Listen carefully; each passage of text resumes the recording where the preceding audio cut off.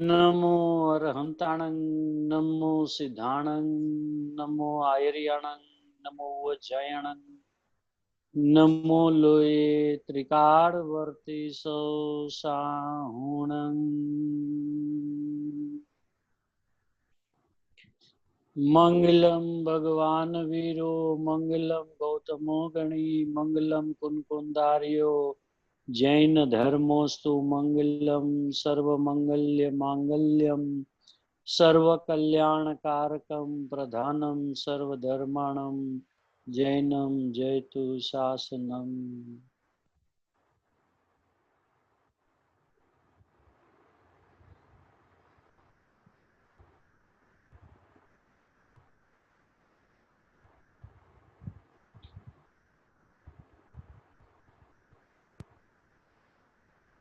સિમંદર પરમાત્માની દિવ્ય દેશનાના સારરૂપ આ શ્રી ગ્રંથાધિરાજ સમયસારજી પરમાગમ, જેની બીજી મંગલમય ગાથા ચાલે છે.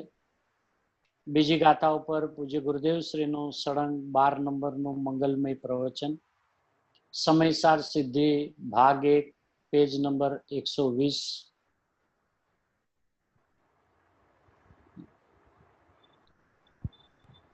છેલ્લો પેરેગ્રાફ છે. એની ઉપર પેલા ગુરુદેવે એક અદ્ભુત વાત કરી કે ત્યારે પૂદગલ કર્મના પ્રદેશોમાં સ્થિત હોવાથી, હવે અહીંયા પર સમયની વ્યાખ્યા ચાલે છે ને, સ્વ સમયની વ્યાખ્યા અને એનું સ્વરૂપ શું છે એ પેલા કહી દઉં. એની પૂર્વે સમય કોને કહેવાય એની વાત કરી. 7 પ્રકારે આપણા વિશેષણોથી આપણું વર્ણન કર્યું. વર્ણન પછી સ્વ સમયની વાત કરી. હવે પર સમયની વાત કરે છે. હવે પર સમયમાં અદ્ભુતતા શું છે આચાર્ય ભગવાનની, કે પૂદગલ કર્મના પ્રદેશોમાં સ્થિત હોવાથી યુગપદ પરને એકત્વ પૂર્વક જાણતો. હવે અહીંયા શું વિશેષતા છે કે પરને એકત્વ પૂર્વક જાણતો. ગુરુદેવ કે અહીં જાણતો તો લીધો, પણ મોહ ને રાગ દ્વેષ ને એકત્વપણે જાણતો અને પરિણમતો. એમ શું કામ એમ લીધું?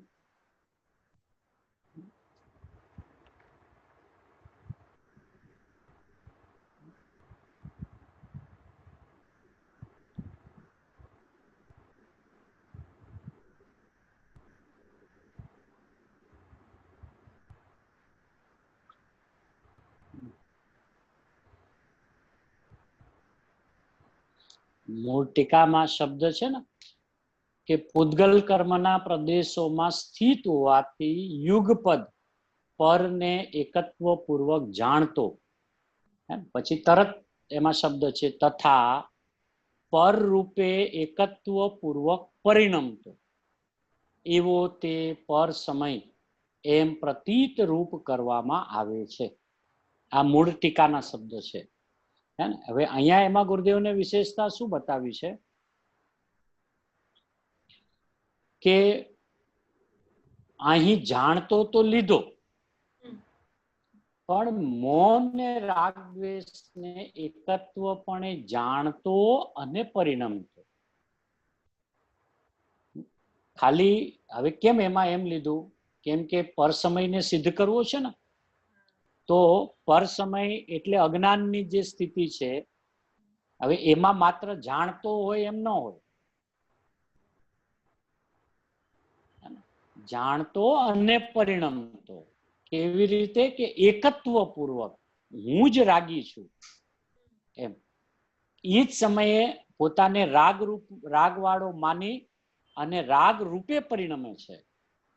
ખાલી જાણે છે એમ નહીં. એટલે તરત બીજી લાઈનમાં ગુરુદેવે કીધું ઓલો એટલે જ્ઞાની ભિન્નપણે જાણતો ને પરિણમતો. એટલો આંતરો પાડ્યો.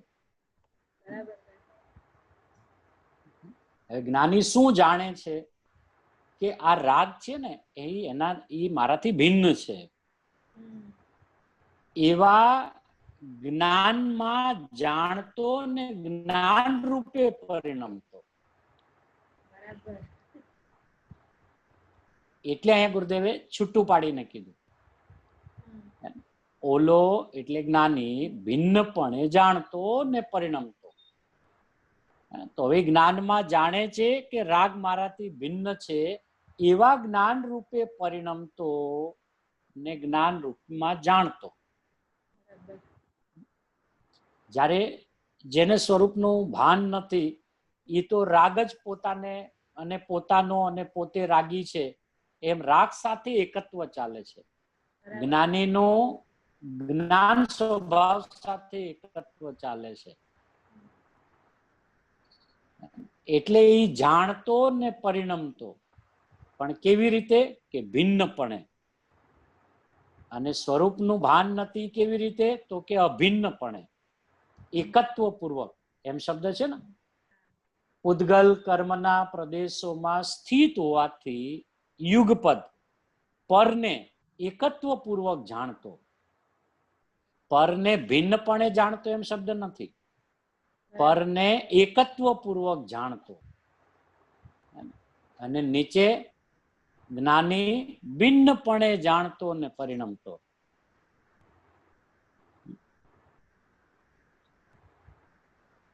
એક એક શ્લોકની વાત છે ક્યાં? બીજી કોઈ જગ્યાએ ગુરુદેવ કે આજે એક એક શ્લોક રચાણા છે એવી વાત બીજે ક્યાં છે? હવે જ્યાં છે અને જેમાં છે એમાં પણ જરાક મધ્યસ્થી થઈ જુએ. બીજે નથી એ તો નથી જ, પણ આ જ્યાં છે ને એમાંય પક્ષપાતથી જોવે છે. એટલે એકલા શબ્દને વળગ્યા છે. એટલે ગુરુદેવ કે મધ્યસ્થી થઈ જુએ જરાક, મધ્યસ્થી થઈને અને ધીરજથી. અને કેવી રીતે? કે સત્યનો શોધક બનીને.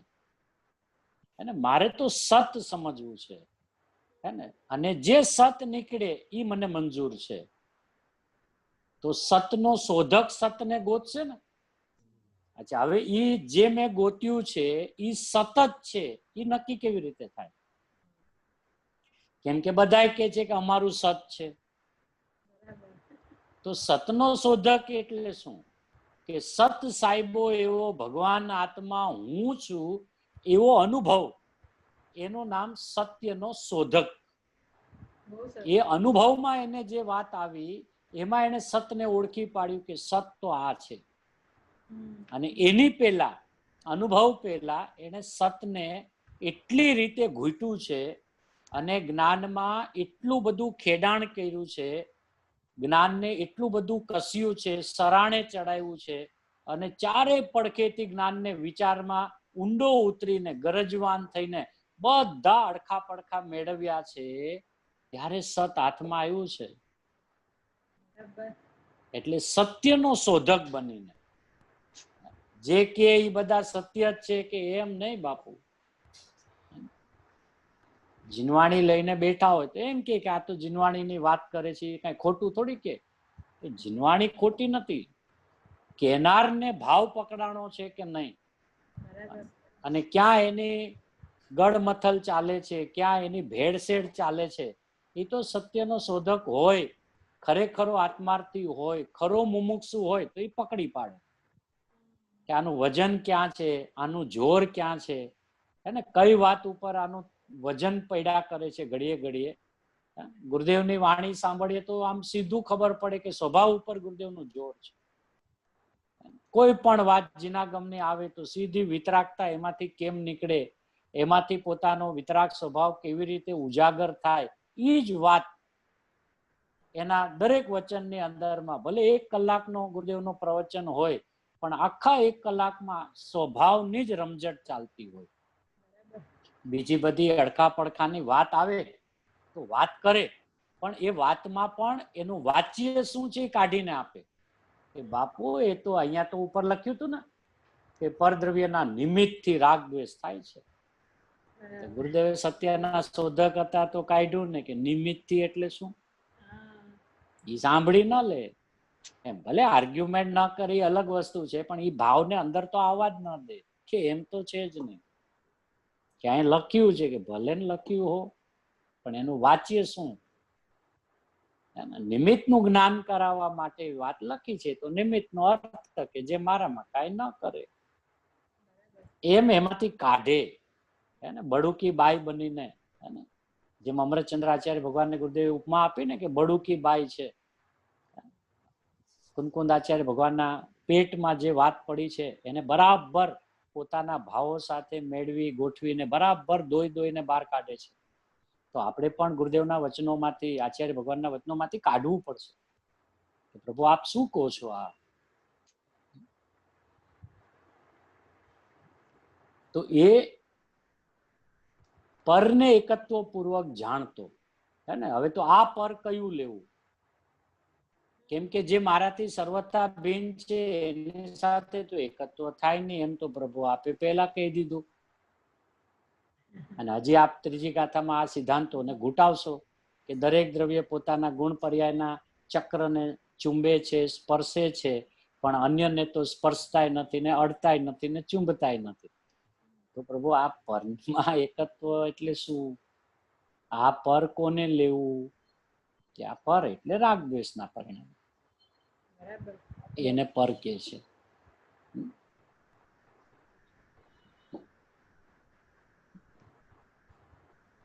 એટલે ગુરુદેવ કે એક એક શ્લોકની વાત છે ક્યાં? મધ્યસ્થી થઈ જુએ, જરાક વિચાર કરે. કેવી રીતે? ધીરજથી. સીધો ઉવાપો ન કરે. આમ ન હોય, આમ ન હોય. બાપુ પેલા ધીરજથી જરાક કહેનાર પણ ક્યાંથી કે છે સમજીને કે છે ને. તો બાપુ તું એની વાતને સમજવાનો પ્રયત્ન કર અને સત્યનો શોધક બન. કોણ કે છે એની સાથે મને મતલબ નથી, શું કે છે, મારા સ્વભાવ સાથે એનું મેળવણી થાય છે કે નહીં, મને એ વાણી સાંભળતા અંદરમાંથી સળવળાટ થાય છે કે નહીં, મારો ભગવાન આત્મા અંદરમાંથી ઉછાળા મારે છે કે નહીં, અને અંદરમાં એ વાત મને સીધી આવતા એમ જ લાગે કે આ પરમ સત્ય છે. એમ પોતે સત્યનો શોધક બનીને ધીરજથી, શાંતિથી અને મધ્યસ્થ થઈને. કે બાપુ જીનવાણીના વચનો તો ઘણા પ્રકારે લખ્યા છે, મુખ્યપણે બે નહીંની વિવેકસાથી લખાણું છે, નિશ્ચય નહીં અને વ્યવહાર નહીં. તો નિશ્ચય નહીં તો વસ્તુ જેમ છે તેમ જાણે, એ નિશ્ચય નહીં, અને વ્યવહાર નહીં એમ જાણે કે એમ નથી. એમ બંને નયોને ગ્રહણ કરવાનું શાસ્ત્રમાં કીધું છે. એ તો મોક્ષમાર્ગ પ્રકાશકમાં સ્પષ્ટ ખુલાસો આપી દીધો. પણ નિશ્ચય નહીં પણ સાચો અને વ્યવહાર નહીં પણ સાચો, એમ તો ભ્રમણારૂપ પ્રવર્તવા માટે તો નથી કીધું. શાસ્ત્રમાં તો કીધું બે નયોને ગ્રહણ કરવાની. એનો અર્થ આ બે સાચી છે એમ નહીં, એક સાચી છે, એક ઉપચારથી છે, વ્યવહારથી છે, જૂઠી છે, સમજાવવા માટે કીધી છે.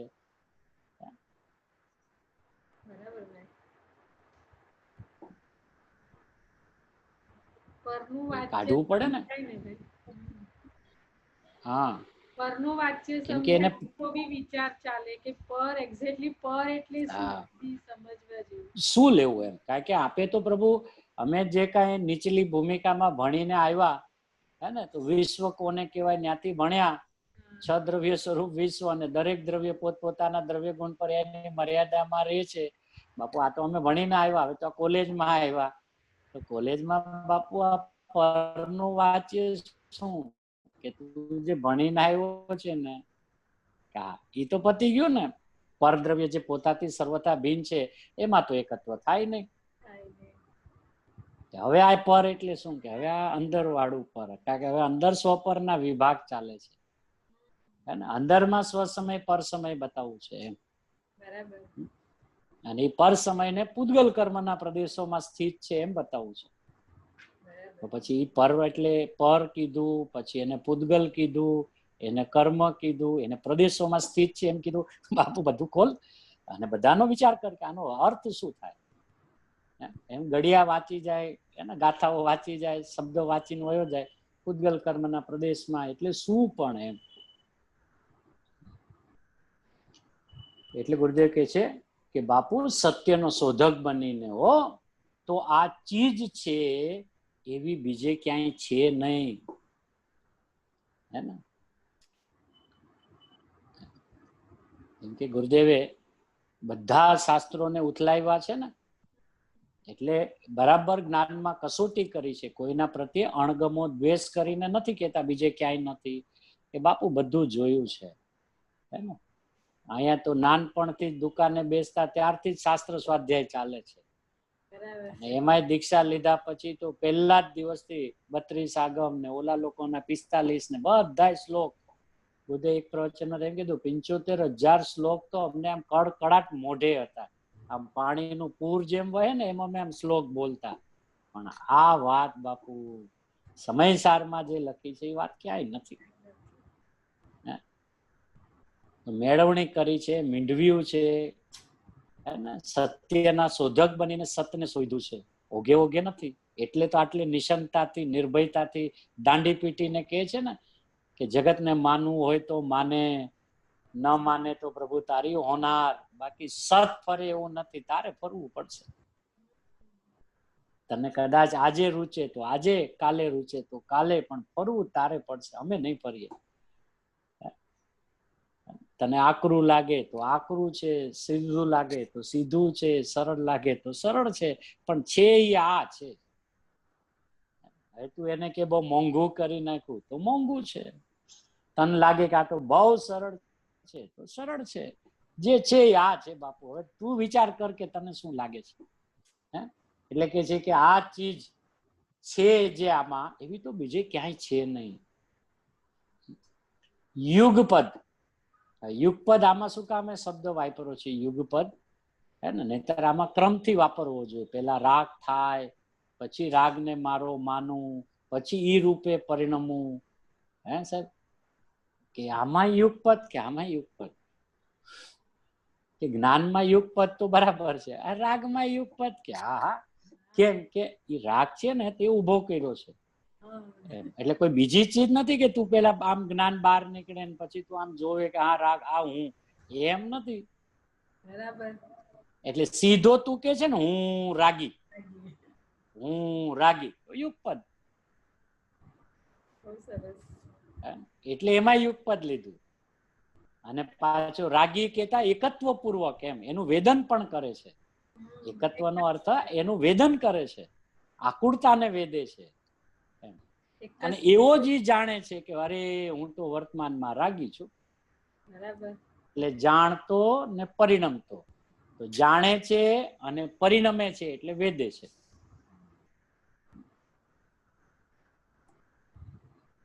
સમયનો અર્થ રાખ્યો ને કે એક સાથે જાણે ને પરિણમે. તો જ્યારે સ્વસમયમાં એકાગ્ર છે ત્યારે તે જ સમયે જાણે ને પરિણમે. તો પછી પ્રભુ જયારે રાગમાં હોય તો એ જ સમયે જ હોય ને. એ જ સમયે રાગી છું એમ જાણે અને હું રાગી છું એમ પરિણમે. એટલે એ પણ યુગપદ. પેલા પછી એમાંય ક્રમ નથી. બરાબર ભાઈ. કે છે તો એ સમયની સ્થિતિમાં ને બહાર તો ક્યાંય છે નહીં. છે નહીં.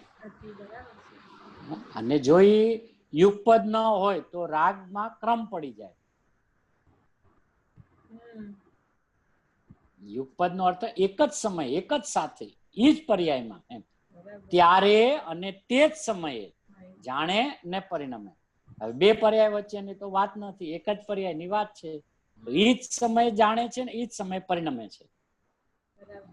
કેવી રીતે કે યુગપદ, કે કેવી રીતે કે એકત્વ પૂર્વક. એકત્વમાં વેદન છે. પછી સ્વરૂપથી વિપરીત જાણતો હોય તો રાગને વેદતો હોય. સ્વરૂપ જેવું છે એવું જાણતો હોય તો અતિન્દ્રિય આનંદ સુખને વેદતો હોય. એ જ સમયે, એ જ પર્યાયમાં, એક જ સમયમાં યુગપદ. અહીંયા જ્ઞાન આનંદ નું વેદન યુગપદ, અને આને ચૂકે અહીંયાથી છૂટીને, હે ને, સ્વદ્રવ્યથી ચ્યુત થઈને, તો પછી આ બાજુ રાગ. રાગનું એકત્વ એ જ સમયે. એટલે ત્યારે તે જ સમયે જાણે ને પરિણમે. અને આઈ જો પેલા સ્વ સમયની વાત લીધી, પછી કે અને આઈ રાગની સાથે, મિથ્યાત્વ આદિ સાથે એકાગ્ર છે, તે સમયે એકત્વપૂર્વક જાણતો મોહ ને રાગ મારા છે એમ જાણતો અને તે રૂપે એકત્વપૂર્વક પરિણમતો. જાણતો તો રાખ્યું, બધે કે જાણતો તો રાખ્યું, પણ એ જાણવામાં વિશેષણ આ આવ્યું. કયું? આ એકત્વપણે જાણતો. જાણતો તો રાખ્યું, પણ જાણવામાં વિશેષણ આ આવ્યું કે આ એટલે શું? કે એકત્વપણે જાણતો. મોહ ને રાગ દ્વેષના પરિણામને સ્વભાવમાં એટલે આત્મામાં એકત્વપણે જાણતો. એટલે શું? હું જ રાગી છું. આત્મામાં, તો આત્મામાં તો કોઈ છે ને બીજો મારાથી જુદો આત્મા.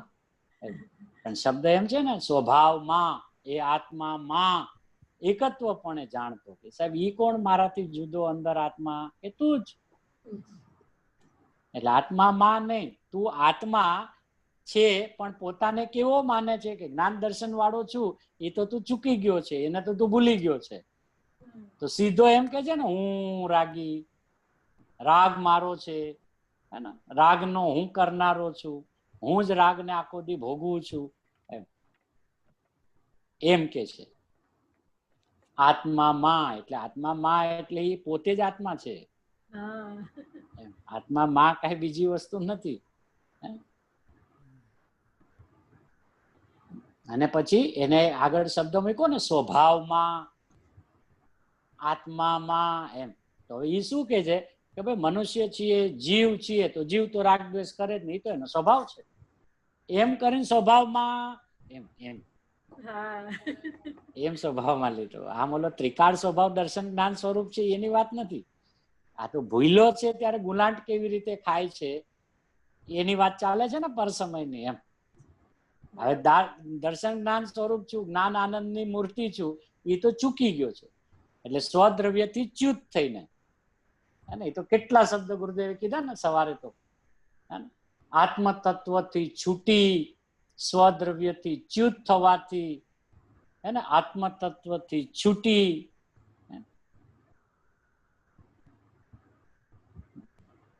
તો એ છોડ્યું જ્યારે, ત્યારે શું થયું? કે છોડ્યો ત્યારે રહ્યો તો આત્મા ભાવે જ. આત્મા તરીકે મેં છોડી દીધો તો કઈ આત્મા છોડીને હું કઈ જડ નથી થઈ ગયો, પણ છૂટી ગયો એનો અર્થ કે હું જેવો દર્શન જ્ઞાન સ્વરૂપ આત્મા છું, જે મારો ત્રિકાળ સ્વભાવ છે, ત્રિકાળ મારી જે હયાતી છે, એવું જે જાણપણું, એવું જે માનવાપણું, એવું જે પરિણમન વેદન, એવું જે ન થયું, એને અહીંયા છૂટી ગયો એમ કે છે. હવે છૂટ્યો ત્યારે પોતાને આત્મા તો માન્યો, પણ કેવી રીતે માન્યો? હું રાગી આત્મા છું, હું સંસારી આત્મા છું, હે ને, હું અલ્પજ્ઞ વાળો આત્મા છું, હું અત્યારે મિથ્યાત્વ વાળો આત્મા છું. એટલે આત્મા તો માન્યો, પણ ભાઈ આત્મા રાગ કરે ને, એ તો એનો સ્વભાવ છે ને. કઈ પૂતગલમાં રાગ થોડી ન થાય, રાગ તો જીવ કરે. એટલે બધા સ્વભાવમાં એ રીતે ઓલો ત્રિકાળ સ્વભાવ નહીં, પણ એને પોતાનો સ્વભાવ માની લીધો. ભૂલ તો થાય, હવે માણસ છે તો ભૂલ તો ન થાય, માણસ માત્ર ભૂલ ને પાત્ર, એમ કે ને. એટલે એને હવે સ્વભાવ સમજી લીધો કે ભૂલ થાય તો માણસનો સ્વભાવ છે, એમાં શું છે, થઈ જાય ભૂલ. હવે સ્વભાવમાં ખતવણી કરી નાખી ને એમ. અને પાછું કોણ ભૂલ કરે? કે જીવ માત્ર. એટલે જીવ એટલે આત્મા. એટલે કે સ્વભાવમાં, પછી કે આત્મામાં, પછી શું કે એકત્વપણે જાણતો. કે સાહેબ કયો આત્મામાં એકત્વપણે જાણતો? કે તું જ આત્મા છે પ્રભુ, પણ તું અત્યારે પોતાને ભૂલ્યો છે ને, એટલે આમ માને છે હું રાગી, હું મોહી, મને બહુ મોહ છે. શેનો મોહ છે તમને? કે આ ઘર પરિવાર, ધંધા વ્યાપાર, પછી બહાર જરાક બે કદમ બહાર જાય તો સ્વાધ્યાય વાળા, જરાક બહાર જાય જીન મંદિર વાળા, અને પછી એનાથી બહાર જાય તો કઈ કમિટીમાં સ્થાન મળી ગયું તો એનો, કે આયોજન મોટું કરીએ છીએ કે એનો, કે બાપુ રેવા દે, મોહ નથી. તારો મોહ બહાર ક્યાંથી વયો ગયો? તારો મોહ તારી અંદર હોય. તારો મોહ છે ને તો તારા માટે જ હોય, તારા વિશે જ હોય, પર વિશે હોય જ નહીં. મારા જેટલા અપલક્ષણ હોય ને એ બધા મારા વિશે જ હોય, અને મારા જેટલા સદગુણો હોય તો મારા વિશે જ હોય ને. તો મારા અપલક્ષણ બી તો મારા વિશે જ હોય ને. તો મોહ મારા માને કે હા, તો પછી મારા વિશે જ હોય. ઈ શું વળી તમારા વિશે તમને મોહ છે એટલે શું વળી? કે સ્વરૂપની અસાવધાની. બાપુ એનું નામ મોહ છે. બરાબર. બીજો કોઈ મોહ નો સ્વરૂપ નથી. હે ને? ઈ જયારે ખબર પડવા માંડે કે ઓહો મોહ અહીંયા જ છે, મોહી હું જ છું. પાછું પોતાને મોહી તો કે પણ સમજે જ નહીં કાંઈ. અને મોહ ને ઉપર આખો દી ગાણા બનાવ્યા કરે. હે ને? વારે મોહ તેરા સ્વરૂપ મેં જે 4 ગતિ મેં ભમાયા, ફલાણા ઢીકણા. એ ધૂળમાં એને નથી ભમાયો. તો આંબળ બાપુ ખોટે ખોટા ગીતોની રચના કરવા. હે? આવે છે ને ભક્તિમાં તો બધું આવે એવું એમ, પણ પછી આપણે એમાં સમજી લઈએ ને તો મોહી છું ને ઈ દ્રઢ કરી નાખે. હા એવું છે. 4 ગતિ મેં રૂલાયા મોહી તું પ્રાણી. હે ને? એવું કઈક આવે છે ને ભક્તિમાં ગીત આવે એવા એમ. આ સાંભળીને ખુશ થાય, હા મોહી પ્રાણી. આપણા મોહ ને લઈને 4 ગતિમાં રખડીએ. તો મોહ એટલે હું? આ બધાનો મોહ છે. ઈ મોહ ઈ નહીં ભાઈ. ઈ બધા તો તારે કાલ સમ્યક દર્શન થશે તે બધા તો રહેવાના. કાલે તને કેવળ જ્ઞાન થશે એ બધા તો રહેવાના. હવે જો ઈ મોહ નું કારણ હોય તો એ તો બધા સદાય રહેશે. તો તારો મોહ તો મતલબ સદાય રહેશે. કાંઈક વિચાર તો કર, સતનો શોધક તો બન. કે જે આંબળું જે નારાયણ. સાચી વાત છે. એમ ના હોય ભાઈ. ભક્તિની વાત જુદી છે પણ એનું વાચ્ય કાઢવું પડે એમ. નહીતર એક તો મોહી માનતો હોય ને ઓલા ગીત ગવડાવે તો આ વધારે મોહી દ્રઢ કરી નાખે. વાત આની સાચી છે. આ મોહ ને લઈને બધું થાય છે. અને મોહ મારો છે ને આ બધાયનો છૂટી ગયો, નાનકાનો છૂટતો નથી. બાપુ નાનકો તારો નથી, તારો છૂટતો નથી એટલે તું છોડતો નથી કે છૂટતો નથી? કઈક પ્રકાર આવે ને એવા બધા એમ.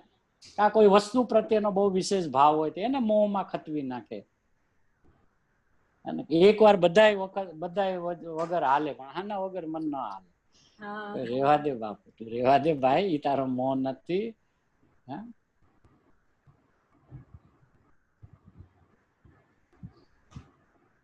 એટલે અહીં ગુરુદેવે શબ્દ પ્રયોગ કર્યો, સ્વભાવમાં આત્મામાં એકત્વપણે જાણતો. ઓલું યુગપદ, ઓલામાં યુગપદ હતું. સ્વસમયમાં સ્વને એકત્વ પૂર્વક જાણતો એમ હતું. પહેલામાં દર્શન જ્ઞાન ચારિત્રમાં સ્થિત હોવાથી યુગપદ સ્વને એકત્વ પૂર્વક જાણતો, અને આમાં આ પરને એકત્વ પૂર્વક જાણતો. બસ આમ અસ્તિ નાસ્તિ કરી શકે. એટલે બધા શબ્દો કોમન રાખ્યા છે. એકત્વ પૂર્વક ઈ પણ કોમન, યુગપદ ઈ પણ કોમન. હે ને?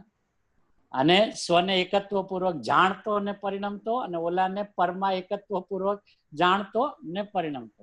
હવે એકમાં સ્વરૂપ છે, પોતાનો સ્વભાવ છે દર્શન જ્ઞાનમય, તો એને કીધી અસ્થિ. અને રાગ આદિમાં એકત્વ પૂર્વક જાણતો પરિણમે તો એ છે નાસ્તિ. એટલે ગુરુદેવ કે બસ આમ અસ્થિ નાસ્તિ કરી છે.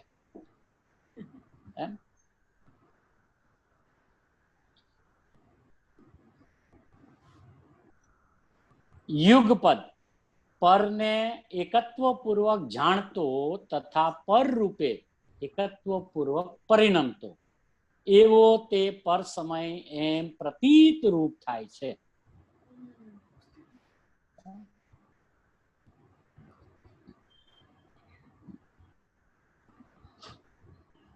એને નહીં બીજાને. હવે કઈ પૂછ્યું હશે કોઈ, એટલે કે એને નહીં એટલે એને નહીં એટલે કોને? કે જ્ઞાનીને નહીં, બીજાને. એમ જે જ્ઞાની નથી થયો એને. એને નહીં બીજાને. ઈ કોણ વળી? એને નહીં બીજાને એટલે કોઈ કે કઈક આમ ડિરેક્ટ થી પૂછ્યું હશે, પણ આ પ્રશ્ન કદાચ ઘણી વાર સ્પષ્ટ ન સમજાય. અને ગુરુદેવ આમ ધારામાં કહેતા ને એને નહીં બીજાને. એને નહીં એટલે કોને નહીં સાહેબ? પર સમયની તો વાત હાલે છે કે એની વાત નથી કરતા. એને નહીં એટલે જ્ઞાનીને નહીં બીજાને. એ આત્મા અજ્ઞાની છે, પર સમય છે, અણાત્મા છે. અણાત્મામાં એકત્વપણે વર્તે છે, માટે તે પર સમય છે એમ જાણવામાં આવે છે. એને છે ને ત્યાંય જાની, એમાં જાની શબ્દ છે ને, એમ જાણે છે, એમ જાણવું, એમ જાણવામાં આવે છે. બેયમાં જાણવું જાણવું.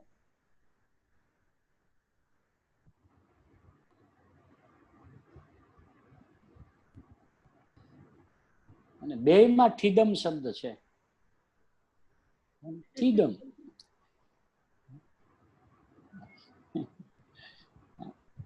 કરેલો તો છે જ.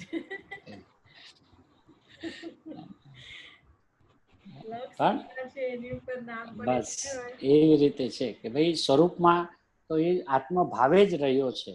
હે ને પછી ભલે એ સ્વરૂપને ન ઓળખતો હોય ત્યારે જે રૂપે, પણ ત્યારે કઈ આત્માથી અનાત્મા નથી થયો, એટલે જડ નથી થયો. અહીંયા અનાત્મા એટલે કે છે કે તારું ઈ સ્વરૂપ જ નથી ને ઈ રૂપે તું માને છે, એટલે ઈ ન્યાય તું આત્મા નથી, અનાત્મા છે. એટલે એને પર સમય કે છે, એને અજ્ઞાની કે છે. પણ અનાત્મા એટલે જડ નહીં. બરાબર. અણાત્મા એટલે કે જે આત્માનું સ્વરૂપ જ નથી એનું નામ અણાત્મા.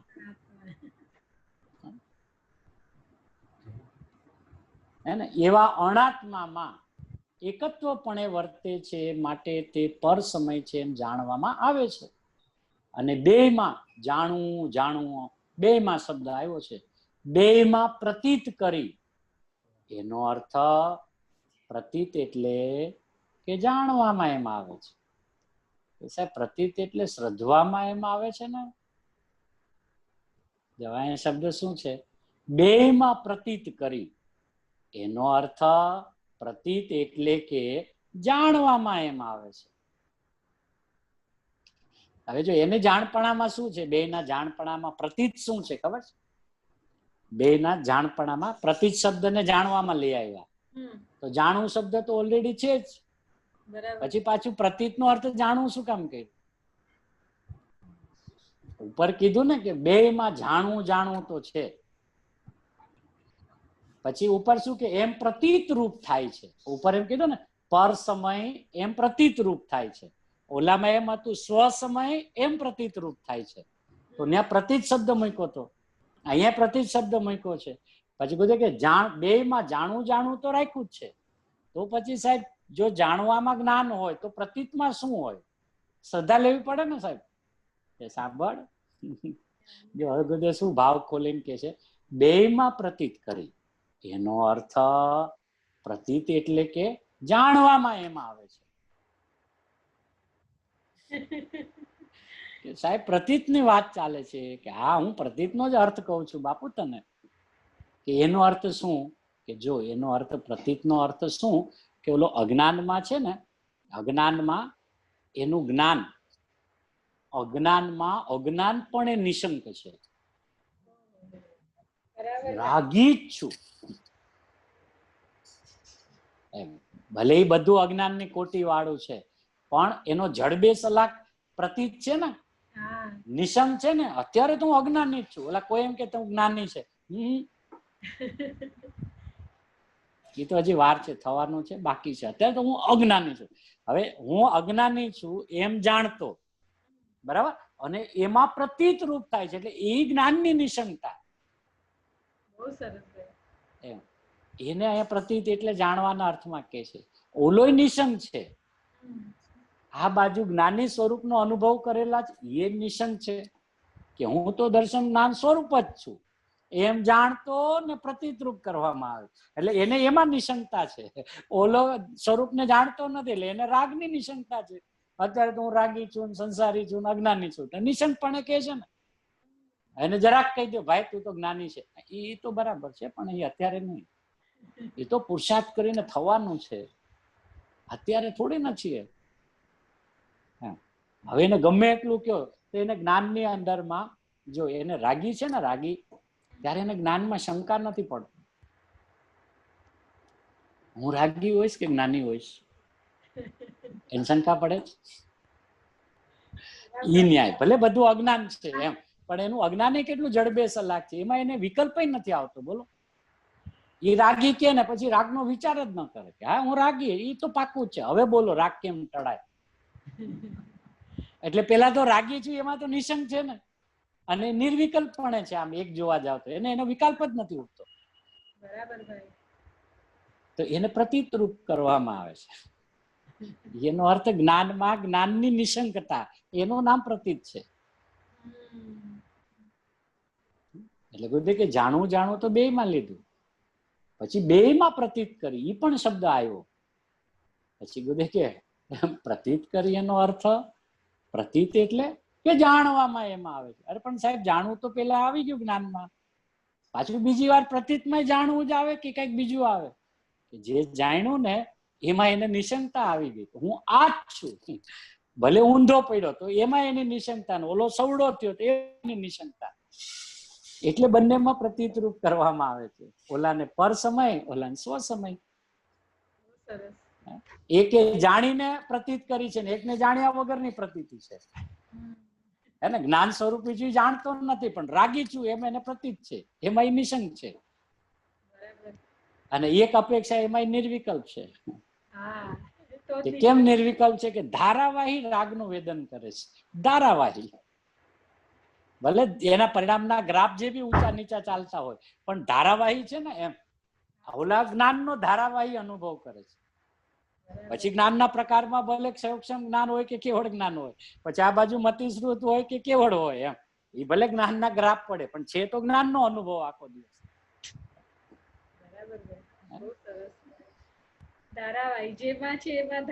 એમાં ધારાવાહી છે. પછી ગુલાંટ ખાય ત્યારે એક સમય બ્રેક આપે છે. બ્રેક આપે છે એટલે પર્યાય તૂટતી નથી, અભિપ્રાય તૂટી જાય છે. એટલે અનાદિના અજ્ઞાનનો જે પ્રવાહ ક્રમ છે ને, એ એકવાર તો એને તોડે છૂટકો છે. એ જે ક્રમમાં અજ્ઞાન ચાલે છે ને, ક્રમમાં અનાદિનું મિથ્યાત્વ ચાલે છે ને, એવા ક્રમનો એને ભંગ કરીને છૂટકો છે. બરાબર. કારણ કે ઈ ક્રમ ભંગ થયા વિના, ઈ ક્રમને ઓળંગ્યા વિના, ઈ મિથ્યાત્વના ક્રમને ઓળંગે જ નહીં તો કોઈ પણ જીવ સમ્યક દર્શન રૂપે પરિણમે જ નહીં. એટલે એક વાર તો એને ક્રમ ભંગમાં આવવું જ પડે. અને જે ક્રમ ભંગમાં આવ્યા છે બધા ક્રમબદ્ધમાં આવી ગયા. કારણ કે જ્ઞાન ક્રમબદ્ધ છે, રાગ તો ક્રમબદ્ધ છે જ નહીં. એટલે જ્ઞાનની લાઈને ચડી ગયા, જ્ઞાન આનંદની લાઈને ચડી ગયા, વાર્તા પૂરી. કે હવે અમારું બધું ક્રમબદ્ધ છે. અને ગુરુદેવ કે ક્રમબદ્ધ વાળાની દ્રષ્ટિ તો દ્રવ્ય ઉપર હોય છે.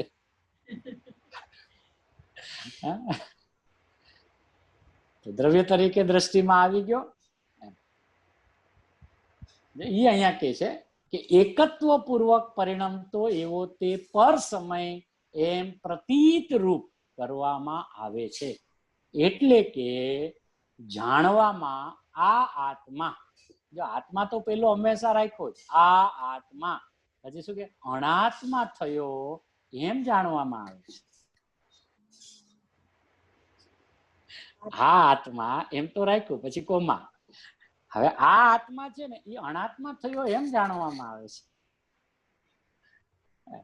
એટલે આત્મા તરીકે તો હું રહ્યો જ, પણ જેવો છું એવો ન જાણ્યો એટલે અનાત્મા કીધો. રાગના વિકલ્પ સાથે એકત્વપણે પરિણમતો અને એકત્વપણે જાણતો. તો ગુરુદેવ કે જાણતો તો રહ્યું, જાણવું તો રહ્યું ને. હવે જાણવું એ તો જીવનો સ્વભાવ છે, જાણનાર દેખનાર. તો જાણવું તો રહ્યું કે નહીં, કે હા પ્રભુ રીત રહ્યું. પણ પછી શું થાય છે? પણ એક પણ જાણતો. તો રાગ થાય એમ જાણે ને ત્યાં સુધી દોષ નથી, પણ હું રાગી છું એમ માને ને એટલે દોષ છે. રાગ થાય કે હા થાય ને, તો મને ખબર છે હું કામ થાય છે, મારા અલક્ષ્ય થાય છે, અહીંયાથી ચૂત થાવ ત્યારે થાય છે. એટલે એ તો મને ખબર પડી ગઈ કે અહીંયાથી એકત્વ છૂટ્યું. હવે એકત્વ છૂટ્યું નથી, લક્ષ છૂટ્યું છે. હે ને? ત્યારે હું રહ્યો છું તો આત્મભાવે જ, ઉપરાંત રાગ વાળું પરિણમન પણ થયું છે. તો હું જાણું છું કે અત્યારે રાગ છે એમ, પણ હું રાગી નથી. રાગ છે પણ હું રાગી નથી. એટલે ગુરુદેવ કે જ્ઞાન તો રહ્યું, જાણતો તો રહ્યું, પણ એક પણ એ જાણતો, તેને પર સમય એમ જાણવામાં આવે છે. હવે જ્ઞાનીની વાતમાં આવ્યું તો શું કીધું કે એ જાણતો તો રહ્યો પણ ભિન્નપણે જાણતો, એમ આગળ આવ્યું હતું ને, ભિન્નપણે જાણતો ને પરિણમતો. હે બસ આટલો આંતરો પડે છે, બાકી કાંઈ છે જ નહીં. બાકી જ્ઞાન તૈયાર છે, આગળ અ લાગ્યો છે. અનું પાટિયું ટેમ્પરરી છે, ગમે ત્યારે નીકળી જાય. અને એનો અસ્થિ અર્થ લ્યો એટલે અનામ આત્મા, આત્મા જ્ઞાની છે એટલે અજ્ઞાની. એમ અજ્ઞાની નો અસ્થિ અર્થ હું કે અનામ આત્મા એટલે ઈ શું કે જ્ઞાની છે, એટલે શું કે જ્ઞાનવાન છે, એનું નામ અજ્ઞાની. બોલો તમારે અસ્થિમાં લેવું જ કે નાસ્તિમાં લેવું? નાસ્તિમાં તો લીધું અત્યાર સુધી, કઈ હાથમાં આવ્યું કે ના? એકવાર અસ્થિ લઈ જુઓ, પછી ક્યાંય અજ્ઞાન જો ગોઈતું જડે તો કેજો.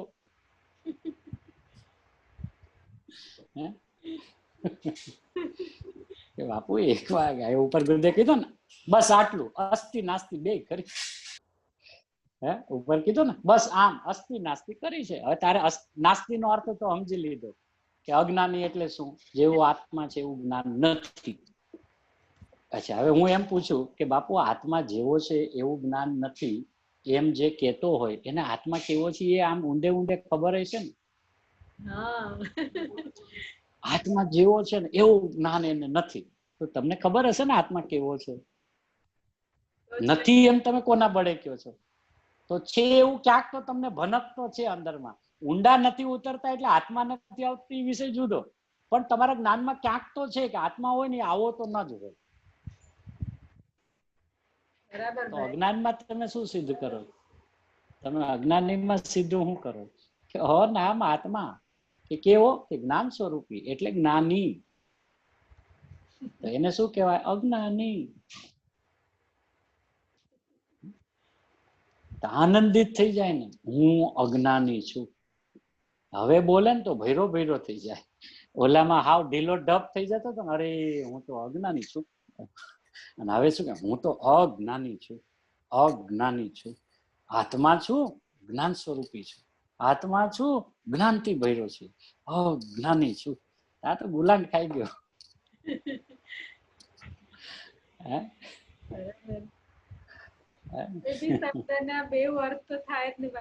એ તો એક શબ્દ હોય એટલે એમાં અસ્થિ નાસ્તિ અર્થ હોય જ. બાપુ કાઢો ને, નાસ્તિમાં તો કઈ હાથમાં ના આવ્યું, અજ્ઞાની અજ્ઞાની કહીને દુઃખિત થઈ ગયો. હવે એકવાર અસ્થિ અર્થ સમજી લે પ્રભુ, તારું કલ્યાણ થઈ જશે. અરે આમાં તો અનંત આચાર્યોની વિરાધના થાય કે અનંત આચાર્યોની આરાધના થાય છે, કેમ કે એને ઓરિજિનલ તો આમ જ બતાવું છું. તે એનો ઊંધો અર્થ લીધો, નથી વાળો. ઓલા તો છે વાળો બતાવો તો તે કાઢ્યો અર્થ શું? અજ્ઞાની એટલે જેને જ્ઞાન નથી. હવે એમે અર્થ કરવા જાય ને તોય ઊંધો પડે, કારણ કે જેનામાં જ્ઞાન ન હોય તો તું આ વાતે કેવી રીતે કરે છે? તો તું જડ થઈ ગયો પ્રભુ.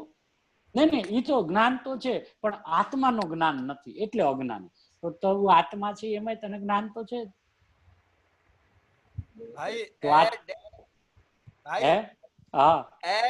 અત્યારે જ્ઞાની. હા એમ જો આ સરસ અત્યારે જ્ઞાની એમ અજ્ઞાની. जैसे केवल ज्ञानी में कैसे केवल ज्ञानी में केवल डैश ज्ञानी है. હા તો કે બાપુ અસ્થિ અર્થ લે ને મજા ચડી જશે. ડેશ જ્ઞાની અત્યારે જ્ઞાની અત્યારે જ્ઞાની છે એમ લે. હા તો તું જ્ઞાન સ્વરૂપી છે એની તો ના નહીં જ પાડે ને. ના એ તો હવે ના પડે. હવે ગુરુદેવ મળ્યા, હવે આચાર્ય ભગવંતો મળ્યા, હવે હું કેવી રીતે કહું કે મારી પાસે જ્ઞાન નથી? છે ને જેની પાસે જ્ઞાન હોય એ જ્ઞાની કે નહીં? કે હા, ઈ જ્ઞાની ક્યારે હોય? એ તો અત્યારે હોય એટલે અ લગાડ્યો અત્યારે જ્ઞાની. અત્યારે જયારે જોવું હોય ત્યારે તું જ્ઞાની એમ જો. અને બીજો અર્થ નામ આત્મા, કે હા એ આત્મા શું કે જ્ઞાન સ્વરૂપી એમ લે. બાપુ તને તું જે કલ્પના અજ્ઞાન ની કરી છે ને તને ક્યાંય ગોઈતી નહીં જડે. મથી જાય ને તો તારું અજ્ઞાન સિદ્ધ નહીં થાય, પણ આમાં તને અતિન્દ્રિય આનંદ આવી જશે. સ્વરૂપ અંદરમાંથી ઉછળી પડશે કે ઓહો આ અર્થ થાય મારા સ્વરૂપનો, સમજ્યો જ નતો. અને ખોટે ખોટો અનાદિનો દુઃખી થયો, આજ દિવસ સુધી અજ્ઞાની છું અજ્ઞાની છું.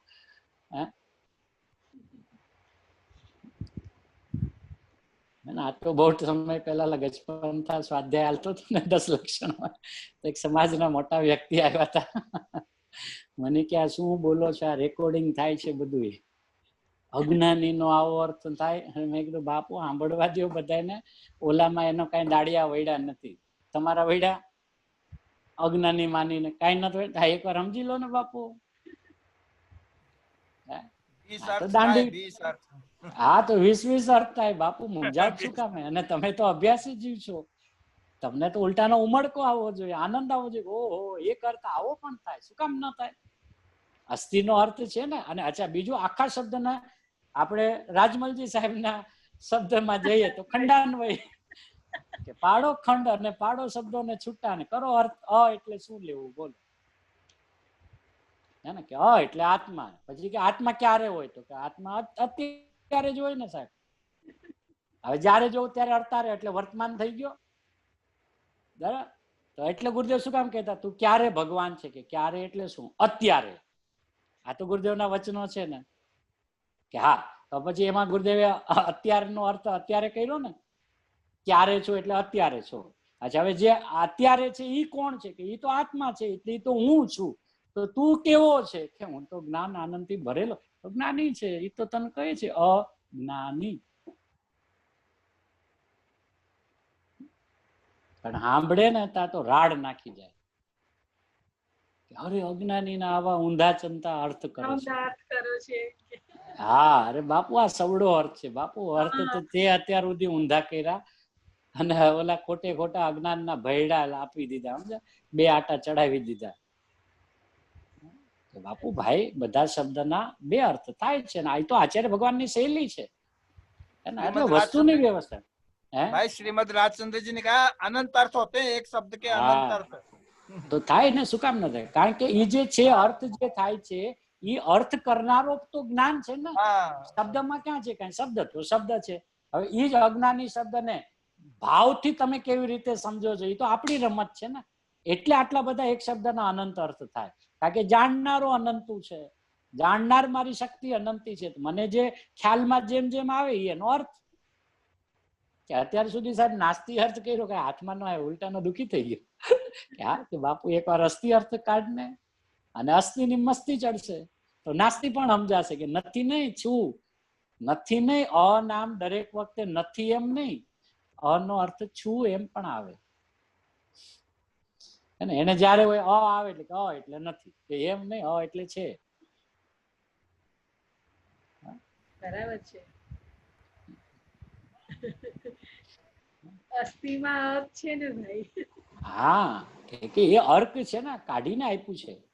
वहाँ भी वैसा ही है, ना प्लस अस्थि, वहाँ भी ना डैश अस्थि. હા, હે ને,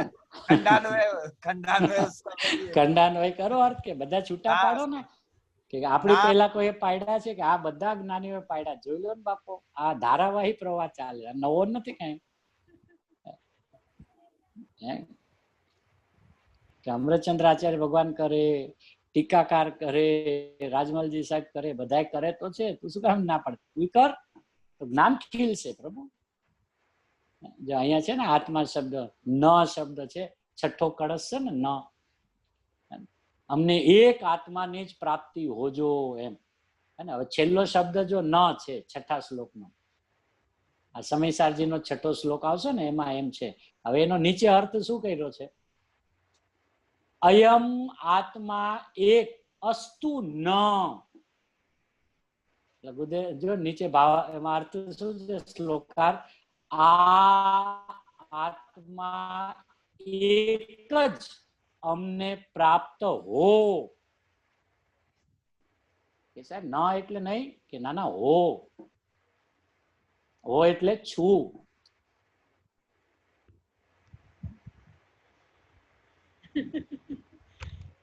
ન એટલે પ્રાપ્ત હો એમ આવ્યું ને. હા, પ્રાપ્ત હો એટલે છું, હો એટલે હો નહીં એમ.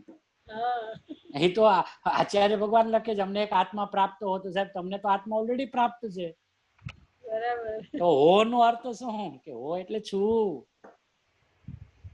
હવે છું જેવો એવો પરિપૂર્ણ અમને પ્રાપ્ત હો, બસ ઈ અપેક્ષા એ કહીએ છીએ કે પ્રાપ્ત હો. પણ પ્રાપ્ત નથી, પ્રાપ્ત હો એમ નથી કેતા.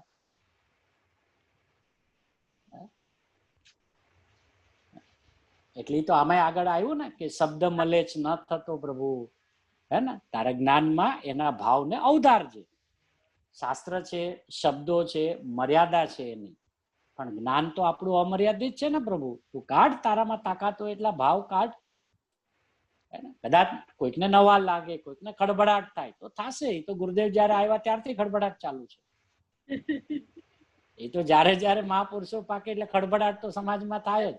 કારણ કે ઉથલ પાથલ કરી નાખે કે આ ક્યાં આ બધું શું હાલે છે. કે બાપુ એક વાર તને ખડબડાટ થશે ને તો તું અંદર સ્વરૂપમાં ઢીમ થઈ જાય.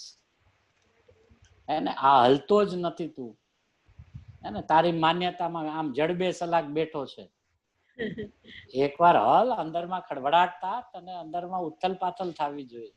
બરાબર. તો પછી તને મૂળ તત્વ શું છે, એટલે ગુરુદેવે શું કીધું, સત્યનો શોધક બનીને બની જા પ્રભુ, સત્યનો શોધક. એકવાર મજા આવી જશે.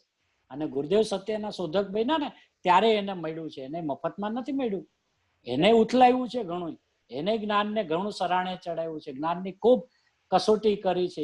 એક વચનોની કસોટી કરી. માની નથી લીધું કે આગમ છે એટલે સત્ય જ છે. કે ઉભો રે, પરીક્ષા કરીને કહીશ ભાઈ, મને અહીંયા બેસવું જોઈએ, ત્યાં જે લખ્યું હોય અહીંયા ભાવમાં બેસે તો પ્રમાણ વચન. હા, બધું કદાચ મારા જ્ઞાનની અંદર ન બેસે તો જે એકદમ મારા જ્ઞાનથી ન જ પકડા શકાતો હોય તો હું એને આગમ પ્રમાણ માની અને હું એને શિરોધાર્ય કરીશ. પણ એ કયો વિષય કે જે મને અત્યારમાં કદાચ ન પકડાતો હોય, એ ટાઈપનો કોઈ સૂક્ષ્મ બહુ વિષય હોય તો. બાકી મને જે પકડાય છે, સમજાય, એ તો હું અનુભવથી જ પ્રમાણ કરીને પછી જ માનીશ. એટલે ગુરુદેવે કીધું, આજ્ઞા પ્રધાનની થઈ ને પરીક્ષા પ્રધાનની થાજે. એકલો કોરો આજ્ઞા પ્રધાની નહીં રહેતો. આચાર્યોએ લખ્યું છે, ગુરુદેવે કીધું છે, પછી એમાં આપણે કાંઈ ન કરાય કે રેવા દે બાપુ, એમાં ઊંડું ઉતરવું પડશે. એમ કોરી આજ્ઞા પ્રધાની નહીં હાલે, પરીક્ષા પ્રધાની થવું પડશે. અને ગુરુદેવ થયા છે એટલે આપણને કે છે કે આમ જય નારાયણ કરીને ઉભો નહીં થઈ જતો. બેસાડજે તત્વને અંદરમાં, ગોતજે, શોધજે અંદરમાં. પણ કેવી રીતે શોધજે? કે સત્યનો શોધક બનજે. તો સત્યનો શોધક કેવી રીતે બનવું? કે કેનારા પ્રથમ તો સત્ય છે એ જ્ઞાનમાં અવધારી લેજે. કે જે જીનવાણીનો હું સ્વાધ્યાય કરું છું ને, આ જીનવાણીના રચયિતા છે ને, સત્યવાળા છે. સત સ્વરૂપ સાહિબાનો અનુભવ કર્યો છે. ગુરુદેવ એનું જે ભાવ ભાષણ કરાવે છે ને, તો ગુરુદેવ અનુભવી પુરુષ છે. તો કેનારાએ મને કીધું, એને સતને અનુભવીને કીધું, તો મારું પણ મેચિંગ એની સાથે એ રીતે જ થવું જોઈએ. અનુભવ કરીને જ મેચિંગ થાય. પછી અનુભવ પછી દરેકના જ્ઞાનનો જે વિકાસ છે એ ભિન્ન ભિન્ન હોઈ શકે, પણ સ્વરૂપથી વિપરીત ન હોય. અને વિશેષતા વાળું કોઈ જ્ઞાન હોઈ શકે. એમ દરેકના એક જ સરખું જ્ઞાન હોય એવું જરૂરી નથી, પણ તેથી કરીને કઈક વિશેષતા વાળું છે એટલે વિપરીતતા વાળું છે એમ ને. કે ભાઈ આ તો બધા અર્થ ખેંચીને કાઢે છે ને શાસ્ત્રમાં ક્યાંય મેળ પડતો નથી. બાપુ એમ નથી ભાઈ, એમ ન બોલાય. એને કોઈ એવા વચનો નથી કે જે જીનાગમમાં ન હોય. એને આપણી પાસે મર્યાદિત ઉપલબ્ધ છે, આપણે એટલાની જ વાત કરી શકીએ ને. આપણી પાસે ક્યાં 12 અંગ ને 14 પૂર્વનો સાર, આ તો સાર રૂપ છે, અવયવ છે એમ કીધું. કુંકુંડ આચાર્ય ભગવાન એમ કે છે કે અર્યંત પ્રવચનનો અવયવ છે આ. એમ, અને એ પણ ક્યારે 10મા પ્રવાદનું અંગ છે. તો કે બાપુ એમ ન સીધું કહી દેવાય, જીનવાણીમાં આવી વાત નથી, કે એમ ન કહેવાય ભાઈ. જીનવાણીમાં એવી કોઈ વાત ન હોય કે જે ન હોય, બધી જ હોય. અને ગુરુદેવ ઘણી વાર નથી કહેતા કે કારણ શુદ્ધ પર્યાય ક્યાંક બીજી જગ્યાએ હશે તો ખરી, પણ કદાચ મારા ખ્યાલમાં નથી આવતું, હે ને, કે આપણને પકડમાં નથી આવતું, એવું ઈમાનદારીથી બોલ્યા એક ગુરુદેવ.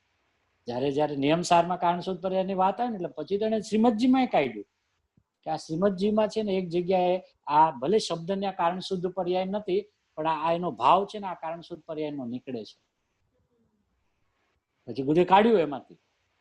એક જગ્યાએ મેં આમાં મને એવું ખ્યાલ આવ્યો કે કારણ શુદ્ધની વાત ચાલે.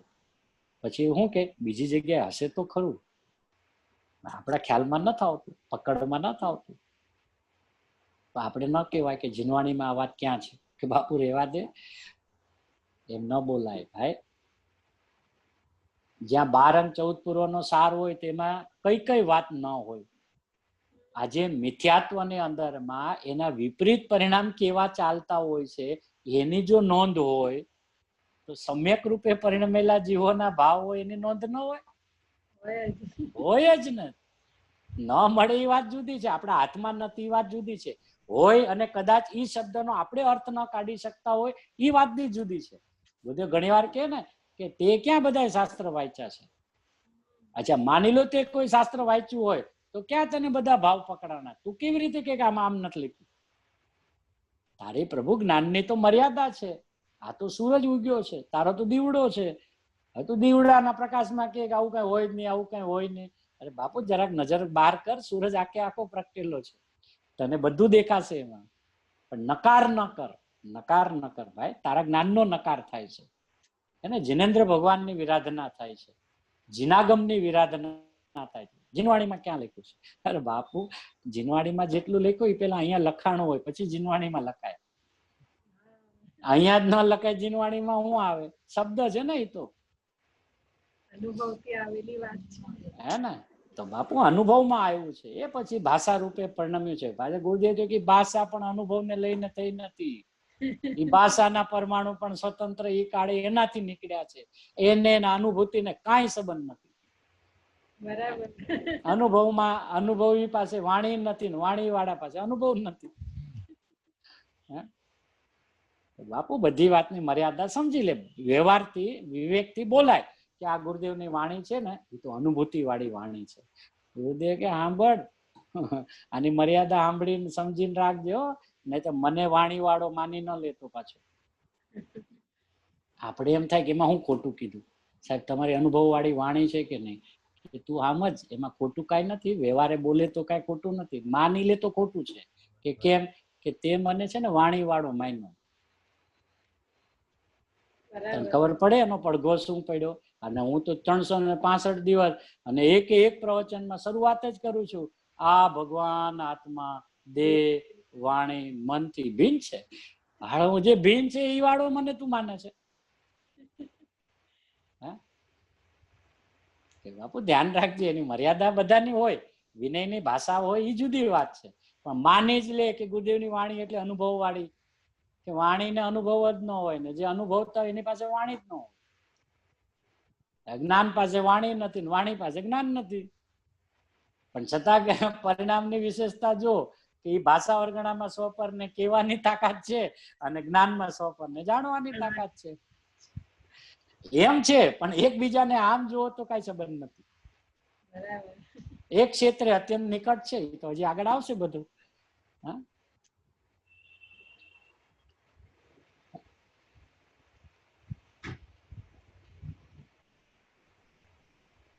એટલે ગુરુદેવ કેવી અદભુત વાત કરે ને, જાણતો તો રહ્યો પણ એકપણે જાણતો તેને પર સમય એમ જાણવામાં આવે છે.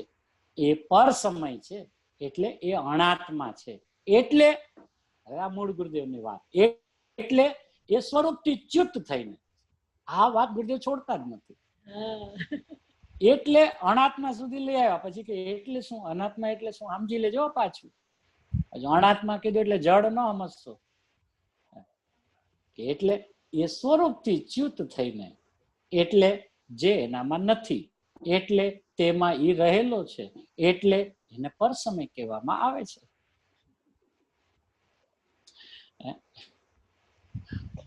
સમય તો ખરો જ. સમય તો 24 કલાક એવરગ્રીન, ફોર એવર. સમય તો છું જ.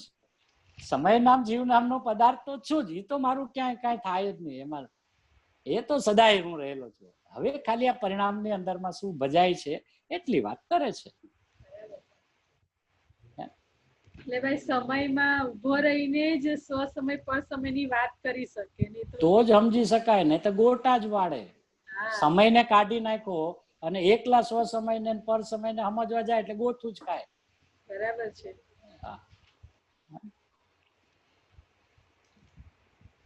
પણ આ વાત મૂળ જે છે ને એ ગુરુદેવ કીધા વિના એનો કેળો મૂકતા નથી. કેળો એટલે મૂકતા નથી કે એને ખ્યાલમાં છે કે આ જીવને ખરેખર શું વ્યવસ્થા છે સ્વભાવની એ એને બિચારાને ખ્યાલમાં નથી આવતું. એ અણાત્મા કીધો હોય ફૂલ સ્ટોપ કર્યો ને તો અણાત્મામાં છૂટી જાય. બાપુ તને કહું છું શું અણાત્મા એટલે શું કે સ્વરૂપથી ચ્યુત થઈને. એ સાહેબ એ સ્વરૂપથી ચ્યુત થવું એટલે શું સાહેબ કે જે એનામાં નથી એમાં એ રહેલો છે. એટલે શું સાહેબ પર સમય કહેવામાં આવે છે. પછી તો આ વિચાર કરે ને એમ હાથ ઉપર હાથ જોડી કે સાહેબ પણ મારામાં જે ન હોય એ રૂપે હું કેવી રીતે થાવ કે હા શાબાશ એ તો મારે તને કેવું હતું. તું વિચારક બન્યો પછી તને ક્લિક તો થયું ને કે જે મારામાં સાહેબ હોય નહીં એ રૂપે હું કેવી રીતે થાવ એ તો કેવું છે તને કે શું કેવું છે કોઈ દી એ રૂપે થયો જ નથી. એટલે કે પર સમય રૂપે થયો જ નથી તો કે તો સાહેબ સ્વ સમય રૂપે તો થાવ છું ને કે એ થયો જ નથી. તો શું છે સમય છે એ કે પર સમય ને સામે સ્વ સમય ની વાત હતી. બરાબર. બાકી તું સમય છે બહુ સરસ ભાઈ. અને તું સમય છે ને ઈ જ તારો સાર છે. સાર છે.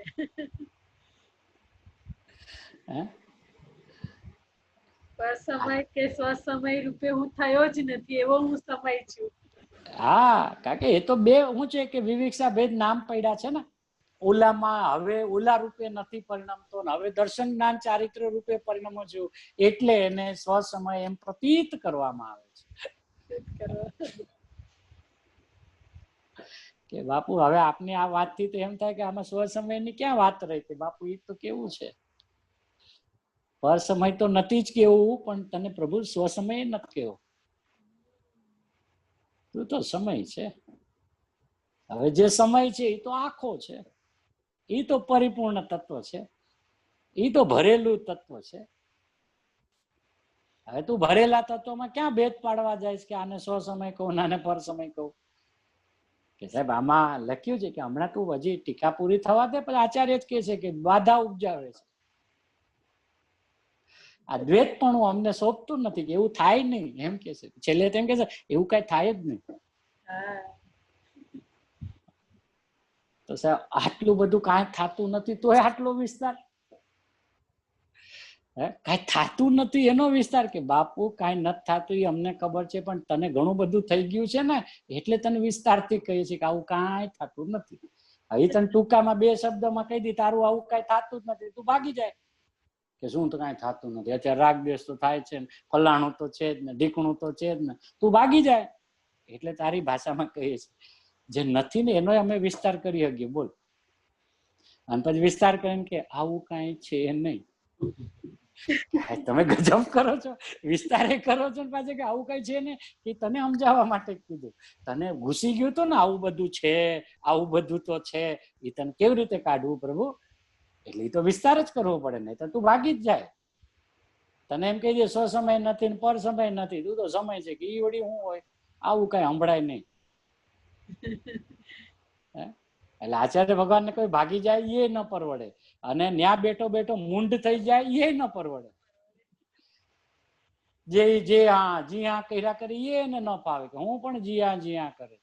સાંભળ હું કીધું વિચાર કર શું કીધું અને હમણાં અમે આને પોટલું વાળીને હમણાં હળગાવી દેવાના ધ્યાન રાખજે કે છે ને કે સાહેબ પર સમય ને કે નહીં નહીં.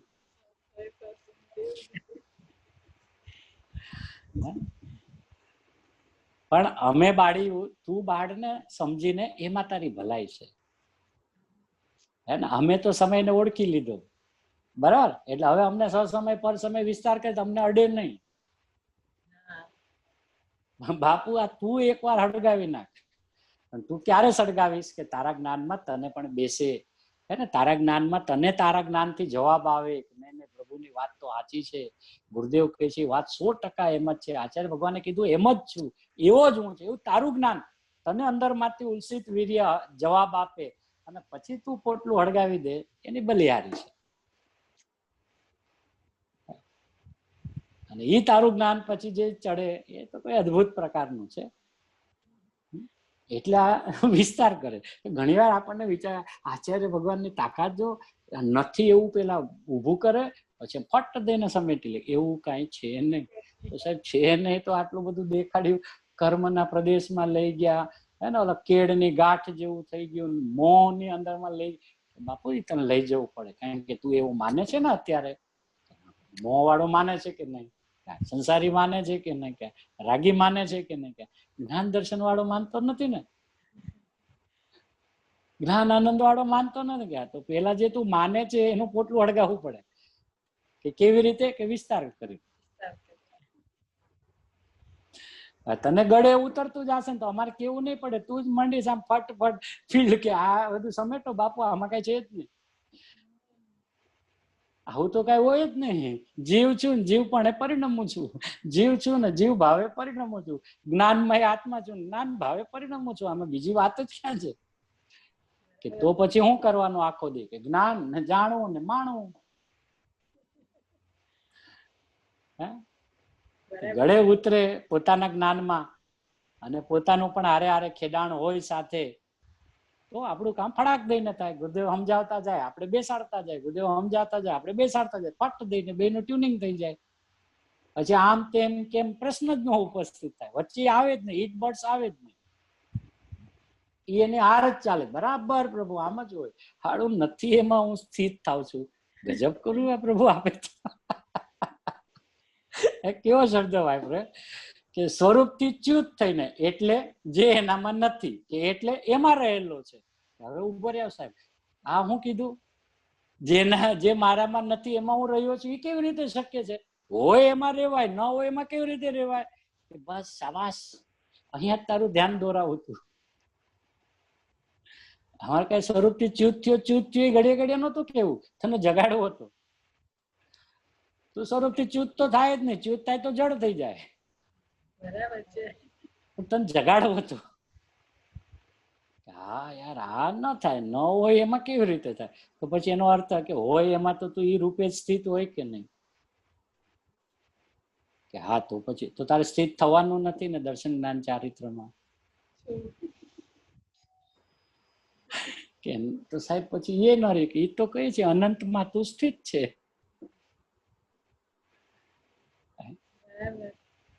તો ફટ દઈને ઉકેલો આવી જાય ને. એટલે કૃપાળુદેવ કીધું ને, જાતા સદગુરુ શરણમાં અલ્પ પ્રયાસ જાય. આપણે મતી ગયા, આપણાથી મેળ જ ન પડ્યો. ગુરુદેવ પાસે ગયા, ભેગો મેળ પડી ગયો. ઓહો, આ તો આમ છે આડો, અમે તો મથી ગયા તા. દર્શન જ્ઞાન ચારિત્રમાં સ્થિત થવાનું ગાથા જ કે છે સાહેબ, દર્શન જ્ઞાન ચારિત્ર. અમે તો દર્શન જ્ઞાનમાં મતતા હતા, પણ દર્શન જ્ઞાન તો બાપુ જ્યાં પડ્યા ત્યાં આનંદ ગુણ પડ્યા, તો એને જુદો કેવી રીતે તારવી છે? અને ખાલી એટલા જ ભાગમાં કેવી રીતે સ્થિર થાય છે? એ કોઈ દી વિચાર્યું નતું. અમે તો સાંભળ્યું ગાથા ને વાંચ્યું એટલે અમે માની લીધું કે દર્શન જ્ઞાન ચારિત્રમાં સ્થિત થાય ને 100 સમય કીધું, એટલે હવે અમે મથામણ કરીએ છીએ. અને પાછું સાહેબ એમાં એમ કીધું ને, એક જ સમયે યુગ પદ ને એકત્વ પૂર્વક, એટલે અમે ગોતે ચડી ગયા. આગળ એક જ સમયમાં ત્રણમાં કેવી રીતે સ્થિત થવું? અજ્ઞાનમાં થાવ દર્શન રહી જાય, દર્શનમાં થાવ ચારિત્ર રહી જાય. સાહેબ આ જરાક સમજાવ, બેસતું નથી. એ કે બાપુ એટલે અહીંયા આવતો રહે, રૂમમાં આવતો રહે. એનો અર્થ અનંતમાં તું સ્થિત થતો નથી, તું સ્થિત રહેલો છે. કે સાહેબ તો 3 નું હું કામ કીધું? એ તો કે મોક્ષ માર્ગ ને બતાવવા માટે 3 કીધું છે.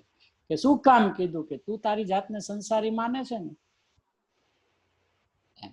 તો સંસાર માર્ગ ને ઉથાપવા, મોક્ષ માર્ગ ને સ્થાપવા કીધું છે. લે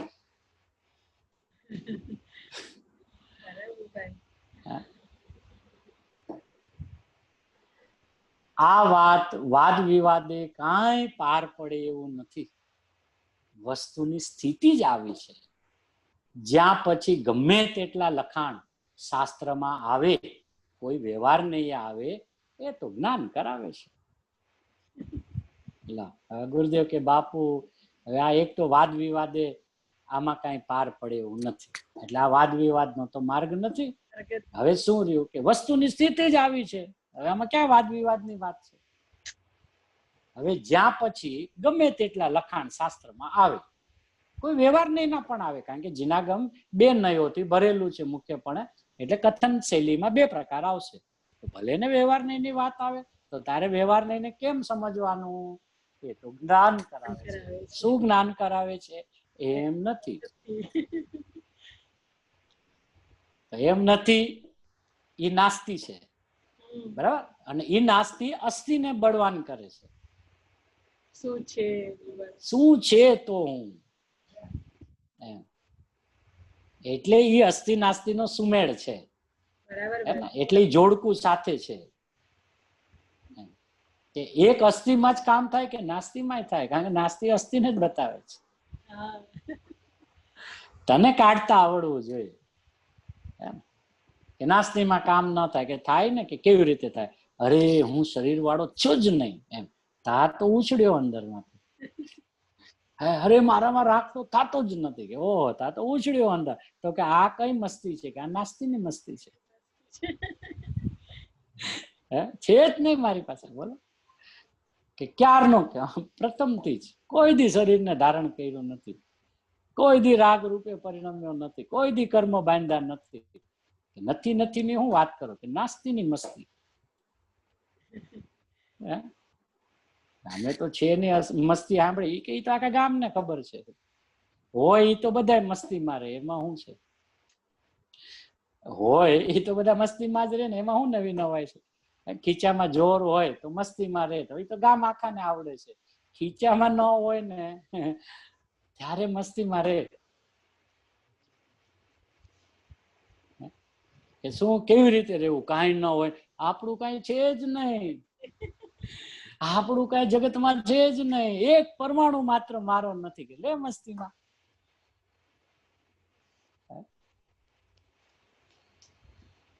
તો જ્ઞાનીઓ આજ મસ્તીમાં હોય છે ને, પરમાણુ માત્ર પણ મારો નથી. એ તો ગાથાઓમાં લખ્યું કે નહીં, પરમાણુ પરમાણુ માત્ર મારો નથી. કે સાહેબ ઈ હું વળી નથી, એમાં હું આટલી જોરથી વાત કરતી? ઈ મસ્તીની વાત છે. કે એટલે હું ચૈતન્ય માત્ર છું, કે ઈ શું, એ અસ્થિની વાત છે. તો કે અસ્થિમાં મજા કે નાસ્તીમાં? કે પણ અસ્થિ નાસ્તી એમ બે ધર્મ છે ને, એ એક સાથે છે, ક્રમે નથી. પેલા અસ્થિ હોય ને પછી નાસ્તી હોય, નાસ્તી હોય ત્યારે અસ્થિ ન હોય, એવો ધર્મ નથી મારો. બે ધર્મ યુગપદ એક સાથે છે. તો મને તો બેમાં મજા આવે. કારણ કે હું જયારે નાસ્તીમાં વાત કરતો હોય ને, કે એક પરમાણુ માત્ર નથી મારું, એટલે મારા જ્ઞાનમાં રમતું જોઈએ, મારામાં અનંત જ્ઞાન, અનંત સુખ, અનંત શાંતિ ભરેલી છે. એટલે મને તો અસ્થિ નાસ્તી નું હારે જ્ઞાન થાય, પ્રભુ. શરીર તે હું નથી, તો હું કોણ છે એવો પડઘો પડે ને. પડઘો તો પડે ને, કરે હું તો ચૈતન્ય છું, એમ. તો ચૈતન્ય છું એ અસ્થિ, શરીર હું નથી, નાસ્તી. કે મજા આવી, કે બહુ મજા આવી. કે શરીરને ના પાડવામાં હાડો આનંદ તો આવે હો, કારણ કે શરીરનો નથી, મારો છે. બરાબર. અને ઈ પણ મારો, મારી સમજણનો છે. અને ઈ પણ મારી સમજણ એક સાથે બે નહીં કારે કામ કરે છે, અસ્થિ નાસ્તી બે ધર્મ. એટલે હું જયારે શરીર વાળો નથી એમ જયારે કહેતો હોય, ત્યારે મારી નજર મારા ચૈતન્ય સ્વરૂપ ઉપર હોય. એટલે એમ કે હું તો જ્ઞાન શરીરી ભગવાન આત્મા છું, હું કાંઈ જડ શરીરી નથી. તમને બહુ શરીરનો મોહ છે, કે હા તો છે ને તમારી પાસે તમારું શરીર, એમાં એકત્વ કરો ને. મારું કયું આ ને, કે આ નહીં, ઓલું જ્ઞાન શરીર. શરીર વાળો માનવો છે ને, કે તો માનો ને, કોણ ના પાડે? જ્ઞાન શરીર. એટલે બધું અહીંયા હોય ને તો જ બહાર આવે. એ રસપસ ગંધવર્ણ અહીંયા છે, એટલે અહીંયા આવ્યા છે. એટલે અહીંયા આવ્યા છે એમ કહેવાનો આશે, કે એવું ન્યા પણ છે એમ. પણ ન્યા છે ને ઈ મારું નથી, એનું નામ વેદના. આજે બેને સુગંધ નું લીધું તું ભાઈ ચર્ચા. હા, આત્માની સુગંધ આવે એમ, સ્વભાવની સુગંધ. હા, આત્માની સુગંધ આવે ને, અરે મસ્ત સુગંધ આવે. એને એટલે ગંધવાળો છે, કે હા ગંધવાળો છે, પણ એ કે ઓલાની જે ગંધ છે ને, ઈ મારી નહીં, એમ વેદનાન કરાયું છે. ઓલાના વિશેષ ગુણો છે, તો કે મારામાં પણ આવા વિશેષ ગુણો છે. સામાન્ય તો જ્ઞાન છે, ઉપરાંત આવા બધા છે.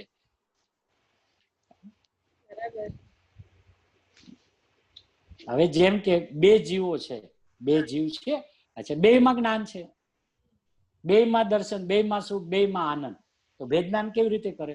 તમારું સુખ છે ને મારું નહીં. તો બે ગુણ હરખા થઈ ગયા કે નહીં? ત્યાં ને અહીંયા. પણ વેદનાન શું કર્યું? તમારું તમારું, મારું મારું. એમ ઓલું સ્પર્શ ની વાત કરે ને, ત્યારે એમ કે પૂતગલ ને, કે તારું સ્પર્શ તારી પાસે, મારું સ્પર્શ મારું. એમ આપણે બે ભિન્ન ભિન્ન છીએ. એમ રસ, એમ ગંધ, એમ વર્ણ. હું તો એમ તને કહું છું, તારામાં છે મારામાં નથી એમ નથી કેતો. મારામાં છે મારું છે, તારામાં છે તારું છે, એમ બે ભિન્ન છે. બહુ સરસ ભાઈ. કારણ કે આખો આત્મા સ્પર્શમાં આવે છે ને, સારું છે એમ બેબી. એમ બે ભિન્ન છે. જેમ આપણે બે જીવ વચ્ચે વેદનાન કર્યું તો કેવી રીતે કર્યું? હવે જેટલા ગુણો આપણામાં છે એટલા જ ગુણો બીજા જીવમાં પણ છે. આપણામાં એક જ્ઞાન દર્શન ચારિત્ર, એમાં જ્ઞાન દર્શન. પછી શું કે પ્રભુ તમારું જ્ઞાન તમારી પાસે, મારું જ્ઞાન મારી પાસે. તો જ્ઞાન થી ભિન્ન પાડ્યું કે નહીં? અચ્છા, પછી બે પાસે જ્ઞાન જ છે. એમ અહીંયા બે પાસે સ્પર્શ છે, બે પાસે રસ છે, બે પાસે ગંધ છે, બે પાસે વર્ણ છે. પણ આ જીવ જાગે ને ત્યારે શું કે આ મારું મારું, તારું તારી પાસે. એમ તું હું બે ભિન્ન છીએ. બરાબર. મસ્તી તો માણવું હોય તો જ્યાંથી લે ત્યાંથી માણે એવું છે ભાઈ. પણ સમજીને એને બેસવું જોઈએ ને, નહીતર શું કે એનામાં જ છે, આપણામાં ન હોય. એટલે તને સ્પર્શ આવે છે, તને સ્પર્શ આવે છે, સમજાતું નથી તને. હમણાં કે છે ને ત્રીજી ગાથામાં પોતાના આનંદ ગુણ ધર્મોને ચુંબે છે, સ્પર્શે છે. તો સાહેબ સ્પર્શે તો છે, તો સ્પર્શ તો હોવો જોઈએ ને મારામાં. અચ્છા, બીજું જયારે મને અતિન્દ્રિય આનંદ આવે છે તો મારા અસંખ્ય પ્રદેશે મને સ્પર્શ થાય છે ને. આખો હું જાગૃત થાઉં છું, આખો વેદાવ છું. તો વેદાવ છું ત્યારે મને આનંદની ફિલિંગ થાય છે ને. તો ફિલિંગ શું છે? વેદન જ છે ને, સ્પર્શ જ છે ને. અને ધોળો ધોળો છું, નિર્મળ છું, સ્ફટિક જેવો છું. તો છું ને બાપુ કે આ છે સુગંધ, કે સુગંધ એ છે અમૃતમય સુગંધ. હવે તો એનું કમ્પેરિઝન નથી થતું એમ. એટલે તો અહીંયા શું કીધું? અનુપમ છે. હે ને, આપણા ગુણોની ઉપમા કોઈની સાથે આપી શકાતી નથી. પણ એ એક સામાન્ય રીતે ખાલી સમજવું હોય તો બેસી તો શકે કે નહીં, કે આવું છે મારી પાસે. હવે આ શું કામ બાર ધોળી ધોળી પ્રતિમાની સ્થાપના કરી? વ્હાઈટ માર્બલમાં જ શું કામ કરી? હે ને, પીળો લ્યો, કાળો લ્યો, ધોળો લ્યો. ભલે એ તો જૂના નીકળતા હશે, એની ના નથી. પણ એમ સામાન્ય રીતે આપણને બતાવે તો આપણને કાળી પ્રતિમા હોય ને, સમજો જ્યાં બી, તો આપણને ઠરવાનો ભાવ નહીં આવે. તમે જોજો. પછી ઓલી પીળા કલરની હોય, કોઈક મરૂન કલરની હોય, જૂની પ્રતિમાઓ નીકળતી હોય તો આપણને એ જોવામાં ભાવ ના આવે જેટલી વ્હાઈટ પ્રતિમાને જોતા આમ શાંતિ લાગે, ઠરવું લાગે ને. તો કેવું ઓરિજિનલ આ ધોળો ધોળો છે ને, એવો હું છું અંદર.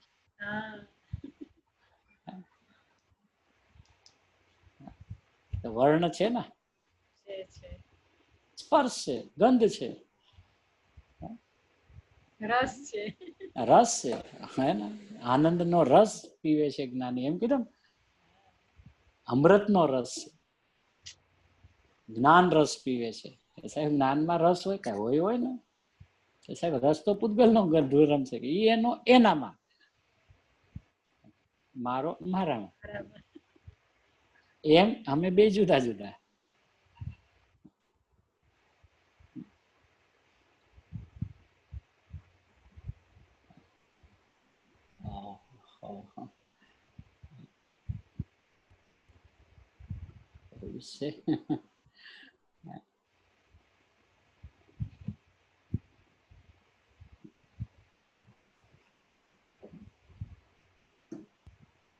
પણ બધું એક એક વચનોને જ્ઞાનમાં બેસાડવા પડે, અંદરમાં લક્ષમાં લેવા પડે, ત્યારે આપણને ખબર પડે કે આપણું ખરેખર સ્વરૂપ શું છે, કઈ રીતનું છે. અને પછી ખબર પડી કે ભાઈ આપણે પૂતગલના ગુણો આપણામાં ઉતારીએ તો કાલે કાંઈક જીનાગમ વિરુદ્ધ તો નહીં થઈ જાય ને. વિચાર તો આવે ને બધા કે ભાઈ કોઈ પણ વાત આપણે વિચાર કરતા હોય તો એક વાર નજર ફેરવી લેવી કે કોઈ જીનાગમ વિરુદ્ધ, જીન આજ્ઞા વિરુદ્ધ તો કોઈ આપણો વિકલ્પ નથી ચાલતો ને, એમ કલ્પના વાળો. એમ તો ફટાક દઈને અવાજ આવ્યો કે ના ના, એ તો જો આ લોકોમાં દર્શન જ્ઞાન ચારિત્ર છે કે નહીં, કે હા તારી પાસે છે ને, કે હા તો એના ને, કે હા તારા તારા ને, હા તો બે ગુણ એક હરખા બે માં હોય કે નહીં. હા પ્રભુ, હવે બરાબર. હા બેસી ગયું લ્યો. એટલે બધે કે એનું કેવળ જ્ઞાન એની પાસે, એ મારા માટે તો પરદ્રવ્ય છે. પણ સાહેબ કેવળ જ્ઞાન થયું કે ભલે ને થયું હોય, પણ એને ને એનામાં ને મારામાં નહીં ને, કે મારું કેવળ જ્ઞાન તો મારામાં થાય. ઈ ન્યાય ઈ એને બે કેવડીએ જુદા જુદા, ઈ ન્યાય બે સિદ્ધ પરમાત્મા જુદા જુદા.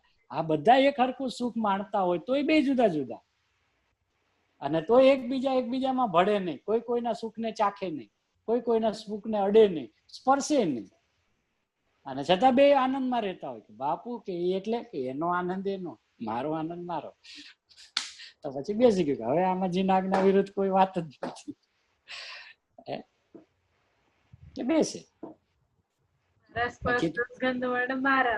એ મારામાં, એનો એનામાં, અમે ક્યાં ના પડે છે એનામાં. એના ઓલો કે અવગાન શક્તિ તારામાં, મારામાં છે. હું એ અનંત ગુણો સંગ્રહીને બેઠો છું. તારો તારામાં, તું છ દ્રવ્ય ને હંગરીને બેઠો હશે, પણ હું તો મારા અનંત ગુણો ને હંગરીને બેઠો. મારી પાસે મારો અવગાન છે, મારી જ સ્થિતિ છે. હું જ સ્થિર થાઉં છું ને હું જ પરિણમું છું, એટલે ધર્માસ્થિમાં હું જ છું ને અધર્માસ્થિમાં હું જ છું. પરિણમન કરું છું એટલે કાળે હું જ છું. એટલે મારો કાળ મારામાં અને તારો કાળ તારામાં.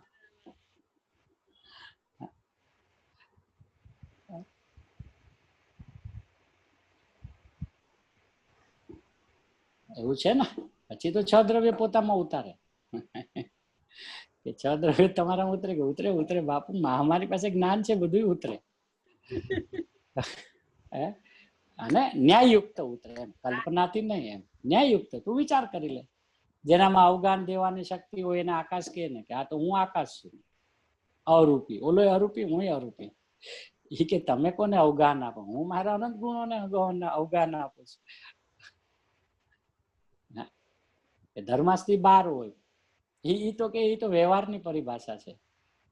કારણ કે એ ધર્માસ્તિકાયને સમજાવવા માટે બે દ્રવ્યોના પરિણમનને લેવા પડ્યા.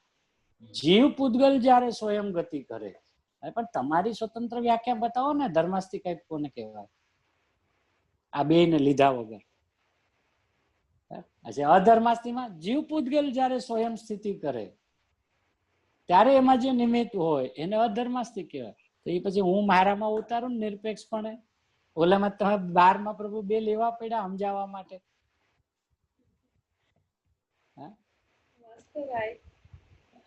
કે મારામાં લે કે તું લે, તારામાં ઉતરે કે ઉતરે જ ને. ગતિ એટલે શું? કે ગમન કરવું, પરિણમવું. અને હું પરિણમતા સ્થિર પણ થાઉં છું ને હું પરિણમતા અસ્થિર પણ હોઉં છું. અસ્થિરતામાં કે ધર્માસ્તિ, સ્થિતિમાં કે અધર્માસ્તિ, જે બી એમાં 12 વાળું લીધું. કે પછી કાળ દ્રવ્ય નો શું કરશું? કે પરિણમન હેતુત્વ છે ને, પરિણામો તો છું જ હું 24 કલાક.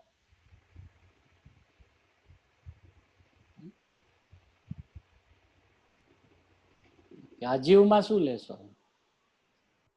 આ પાસે બધા પ્રશ્ન ઉપસ્થિત થાય ને, કે આ જીવ બતાવો ને, આ રાગ જીવ અણાત્મા લે, તમને એ બતાવો. વધારે ઊંડો સમજ હોય તો ગુણ ભેદ પાડવા, પર્યાય ભેદો પાડવા, એ અજીવ.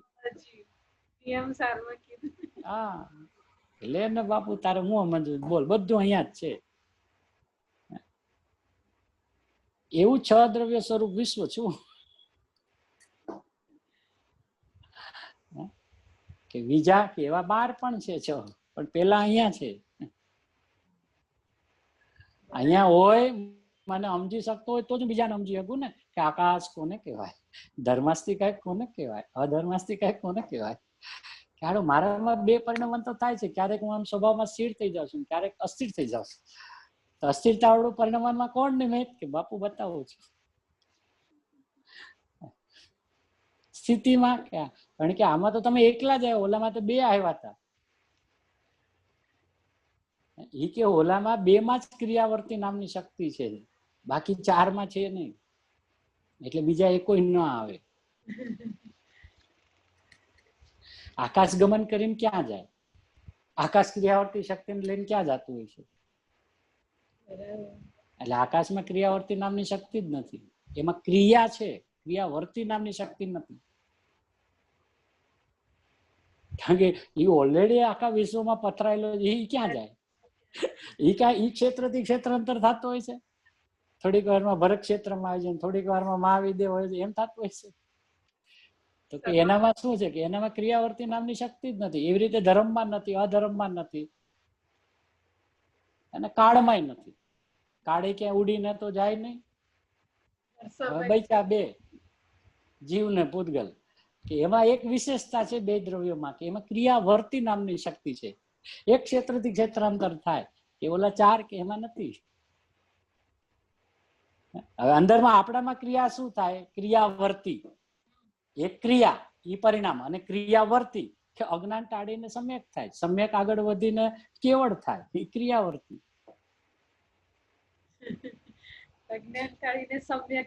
સમ્યક થાય, સમ્યક આગળ વધીને કેવળ થાય, તો ક્રિયાવર્તી શક્તિ. ક્રિયા તો છે જ, પણ ક્રિયાવર્તી. કારણ કે ક્ષેત્રથી ક્ષેત્રાંતર બતાવવું છે ને એમ. તો અહીંયા પરિણમનમાં ઉગ્રતા બતાવી છે ને, અજ્ઞાન થી ચાલુ છે કેવળ જ્ઞાન સુધી પહોંચ્યા એમ. તો ગમન કર્યું ને ક્રિયાવર્તી.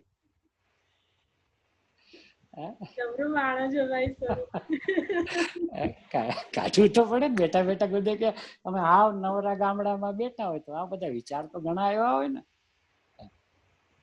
અત્યારે તો નિવૃત્તિ ચાલે છે ને એમ.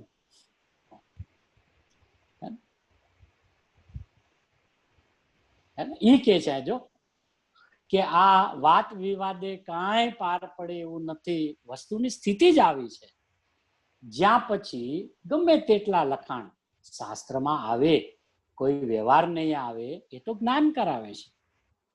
વસ્તુ સ્થિતિ તો અહીંથી ઉપાડી છે, અહીંથી.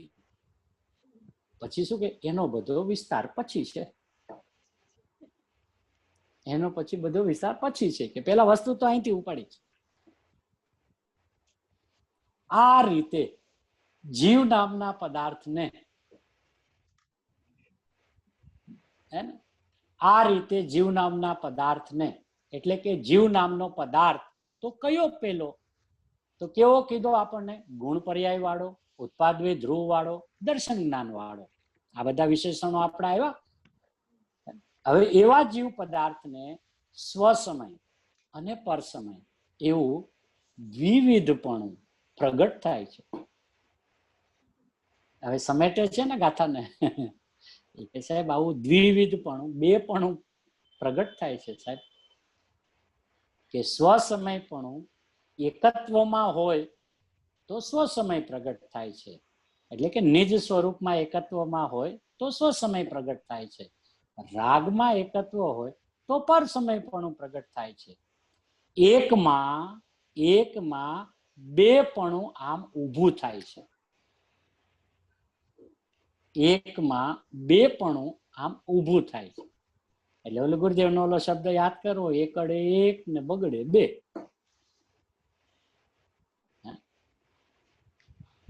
હવે વસ્તુ કે એક દર્શન જ્ઞાનમય પ્રભુમાં આવું પરમાં એટલે રાગમાં એકત્વ થવાથી પર સમયપણું એટલે દ્વિવિધપણું અને સ્વસમયપણું ને પર સમયપણું એ દ્વિવિધ બે પ્રકારપણું, બેપણું ઉત્પન્ન થાય છે.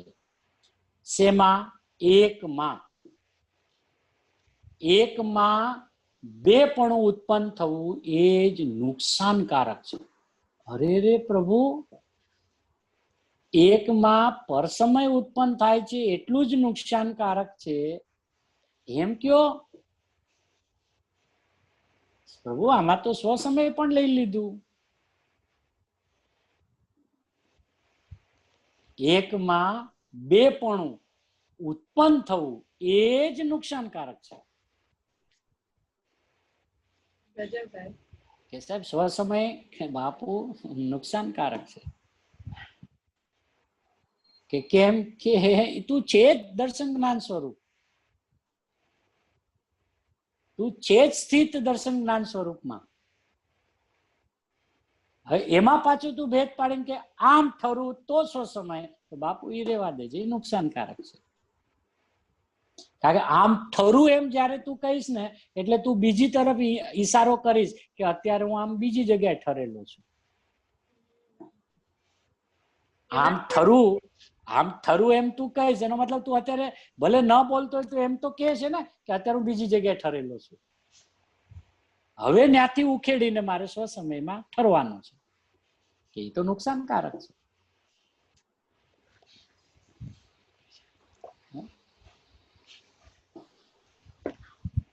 એમાં શું નુકસાન છે કે તું આખો સ્વસમય નહીં, તું જે સમય છે ને એનાથી બે ભાગ પાડી નાખ્યા, એ નુકસાનકારક છે. સમયમાંથી બે ભાગ પાડી નાખ્યા. સમય તો આખો પદાર્થ છે, આખી વસ્તુ છે, ભરેલું તત્વ છે. એ ભરેલા તત્વમાં તું આવા બે ભાગ પાડે છે ને બાપુ, એ નુકસાનકારક છે. સ્વમાં એકત્વપણે પ્રગટ થવું તે આત્માને લાભદાયક છે. લો,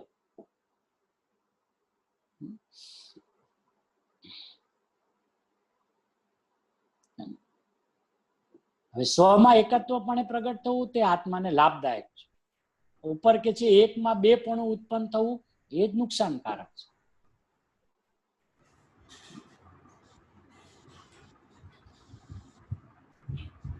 એ ભગવાન આત્મા દર્શન જ્ઞાનના હયાતી વાળો પ્રભુ એ રાગ ને પુણ્ય પાપની હયાતીમાં એકત્વપણે સ્વીકારતો એ એકમાં દ્વિવિધપણું એટલે બીજાપણું ઊભું થયું.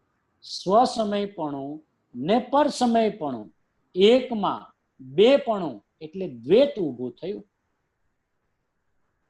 આમાં ક્યાંય એમ કહ્યું નથી કે કર્મના ઉદયનું જોર છે તે પ્રમાણે અહીંયા પરમાં પ્રવર્તે છે રાગ દ્વેષમાં, એવું તો કઈ છે નહીં.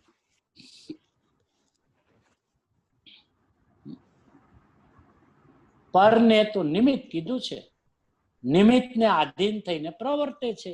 એ મોહ ને રાગ દ્વેષમાં પ્રવર્તતા એટલે પર સમયમાં ગયો છે, એ સ્વ સમયમાં રહ્યો નથી એમ જાણવામાં આવે છે. આવું સ્વરૂપ છે.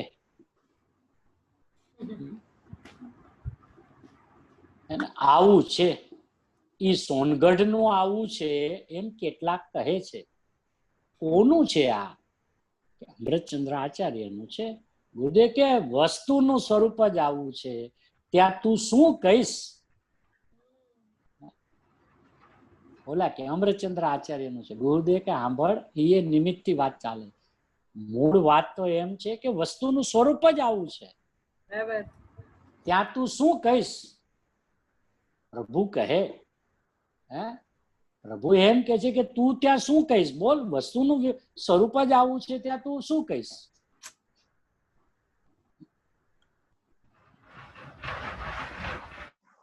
એને ગોળ થોડોક અડધો ગયડો પણ હોય ને અડધો તીખો પણ હોય. મીઠું અડધામાં ખારું હોય ને અડધામાં ગયડું પણ હોય. કેમ હોય કે ના? તો એવું તો ભગવાને કીધું ને કે ના, ભગવાને એમ કે છે વસ્તુનું સ્વરૂપ જ આવું છે. એમાં અમે કીધું એ ક્યાં વાત છે? અનાદિ અનંત પદાર્થનું સ્વરૂપ જ આવું છે. હવે છે એવું જણાવ્યું છે,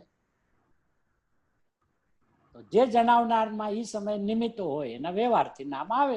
અમૃતચંદ્ર આચાર્ય ભગવાનની ટીકા, કુનકુન આચાર્ય ભગવાનની ઉત્કૃષ્ટ રચના, ગુરુદેવ શ્રીનું અદ્ભુત સ્પષ્ટીકરણ, એ બધું એમાં આવે. એ બધા પૂછો તમે આવું કીધું ને? ના ના, વસ્તુનું સ્વરૂપ જ આવું છે. એ કે તું બીજા પદાર્થમાં આવે બે ની કલ્પના તો કર, કે ગોળ ગયડો અને ખારો પણ છે અથવા તીખો પણ છે. હોય શકે ને, કારણ કે પદાર્થ છે તો પદાર્થમાં બે પ્રકારનું પરિણમન તો હોય. અને મરચું છે ને એ તીખું છે અડધા ભાગમાં, અડધા ભાગમાં ગયડું ગયડું છે એકદમ. કે સાહેબ એમ ન હોય, તારામાં એમ હોય એમ. તને શરમ નથી આવતી? તારામાં બે ભાગ પાડે છે આવાથી. આમ થરું તો સ્વ સમય, આમ થરું પર સમય. કે ગોળ આમ નાખો તો ગયડું રે, આમાં નાખો તીખો થઈ જાય, એમ હોતાય છે? કે શાકમાં નાખો તીખો થઈ જાય, ડબ્બામાં એકલો હોય ગળ્યો રહે, એમ છે? તારામાં આમ હોય તો આમ, ક્યાંથી લાવ્યો આવું દ્વિવિધપણું? એટલે બધું પહેલા એમ કીધું નુકસાનકારક છે.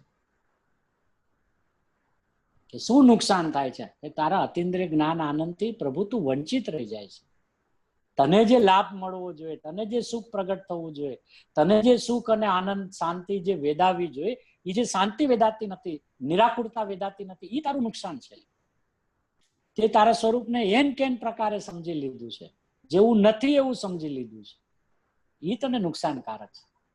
અને તું તારા જ્ઞાનમાં જોઈ લે, તને આવો એક પણ જગતનો પદાર્થ એના વર્તમાન અવસ્થાની અંદરમાં બે પ્રકારે પરિણમતો હોય એવો જગતનો એક પદાર્થ લઈ આવીને મને બતાવ.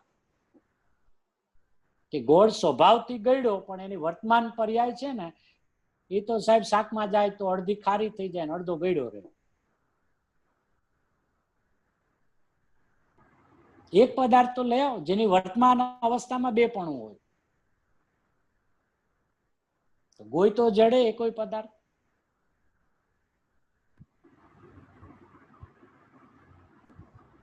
તો સાહેબ મારામાં કેમ કીધું કે એ તો તને સમજાયું, કે હવે સમજાવીને સમેટીએ છીએ.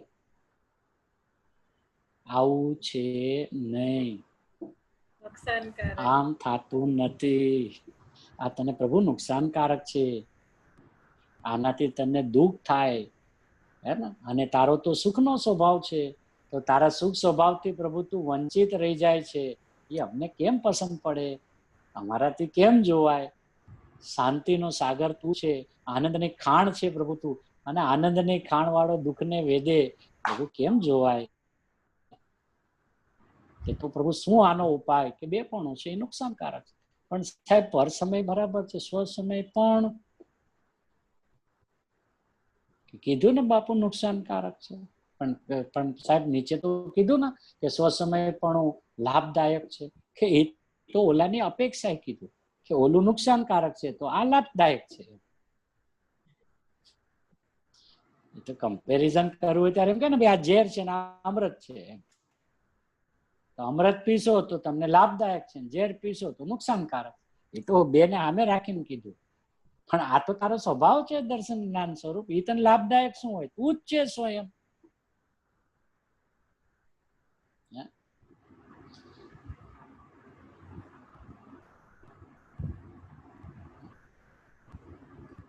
કે આ સોનગઢ નું આવું છે એમ કેટલાક કે છે. એટલે આ કઈ નવું નથી એમ. અનાદિથી બધા નામ કેતા જ આવ્યા છે. અત્યારે કોઈ કેતું હોય તો એનું ખોટું ન લગાડવું. બાપ ને કેતા હતા, દાદા ને કેતા હતા, પરદાદા ને કે છે, બધાને કે, છોકરાઓને તો કે ને એમાં શું છે. આપણે એના પ્રત્યે દ્વેષ ન કરવો, અણગમો ન કરવો એમ. આપણે બાપના સંતાન છીએ ને. એમાં શું મારા બાપ હારે આમ જ થતું હતું. એ કે બાપ હારે નહીં, મારા દાદા હારે આમ જ થતું હતું. કે દાદા ને પરદાદા હારે આમ જ થાય. ઓલા અમારા પરદાદા જે સાક્ષાત તીર્થંકર પરમાત્મા બી એમાંય આમ હાલે. મેં હાલે સમસ્યા માંથી બહાર નીકળીને કે આમ ન હોય, આમ ન હોય. તો બાપુ એ તો અમારી ખાનદાનની પરંપરા જ આવી છે કે જયારે જયારે સત બહાર આવે તો અસત્યના આગ્રહીઓ બૂમા બૂમ કરે. પણ એના પ્રત્યે સંભાવ રાખીને, એના પ્રત્યે ક્ષમતા રાખીને, એ પણ ભગવાન છે એવી દ્રષ્ટિ રાખીને, પ્રભુ એને બેસવું નથી ને એટલે ના પાડે છે. એને બેસી જશે એ હા પાડશે. પછી ત્યાં આપણે દોઢા પણ થઈને ના કેવું એ ભૂલેલો ભગવાન છે કે તું રેવા દે, બાપા કઈ બરાબર છે. આપણે ભાઈઓ બહેનો એ ન બોલાય કે આ ભૂલેલો ભગવાન, તારે ન બોલાય. તું પેલા સીધો થઈ ગયો કે ના, તો તું ભૂલેલો જ છે ને, તો તું ઓલાને ભૂલેલો કેમાં? એ આપણા પપ્પા આપણને કે એ બરાબર છે, ઈ કે એના હક છે. પણ ભાઈ બહેનો આપસમાં બાપની વાત મંડે કેવા, ભૂલેલો ભગવાન, તારે ન બોલાય. તારે તો એટલું જ કેવું, ભાઈ ભગવાન છે ને એ હમણાં પરિણમી જશે. ઓ એને બેઠું નથી ને એને બેસતું નથી. પછી ગુરુદેવ કહેતા હોય ને કે કેમ કે એને બિચારાને વાત કાને પડતી નથી, સાંભળવા મળતી નથી. પેલા તો સાંભળવા મળે તો કઈક વિચાર કોટીમાં લે, વિચાર કોટીમાં લે તો એને પરિણમવાનો અવકાશ પણ છે. પણ મૂળ તત્વ તો ગુરુદેવ આગળ ના કીધું કે ગાયબ કરી નાખ્યું છે. હવે બહાર આવ્યું છે જયારે ગુરુદેવ કે એટલે હું આપો ચાલુ થઈ ગયો. એ તો થાય જ બાપુ. સત તો જયારે જયારે બહાર આવશે, દાંડી પીટીને બહાર આવશે એટલે એ તો ઉહાપો થશે. એટલે જગતના અભિપ્રાયો બધા આપણી જ વાત માનવા માંડે, એ વાતમાં માલ નથી. અને એવો પ્રયાસ ન કરવો, એવો પ્રયત્ન ન કરવો, અને એવું એ નથી સમજતા, વિરોધ કરે છે એમ સમજીને એના પ્રત્યે દ્વેષ ન કરવો. આને બહુ ખોટું, અરે બાપુ કે એને નથી બેસતું તો એમ કે છે, એમાં શું છે? પણ એને એમ કીધું એટલે આપણે એવા ક્યાં થઈ ગયા ભાઈ? આપણે તો જે જ્ઞાન સ્વરૂપી ભગવાન આત્મા છે એવા ને એવા રહ્યા છે. એમાં કોઈનો દ્વેષ અણગમાની ક્યાં વાત છે? આ તો આપણે બાપા રે આવું હાલે છે કે સોનગઢ નું છે. ગુરુજી કે સોનગઢ નું છે કે આ તો વસ્તુની સ્થિતિ છે, વસ્તુનું સ્વરૂપ જ આવું છે. ત્યાં તું શું કરીશ પ્રભુ?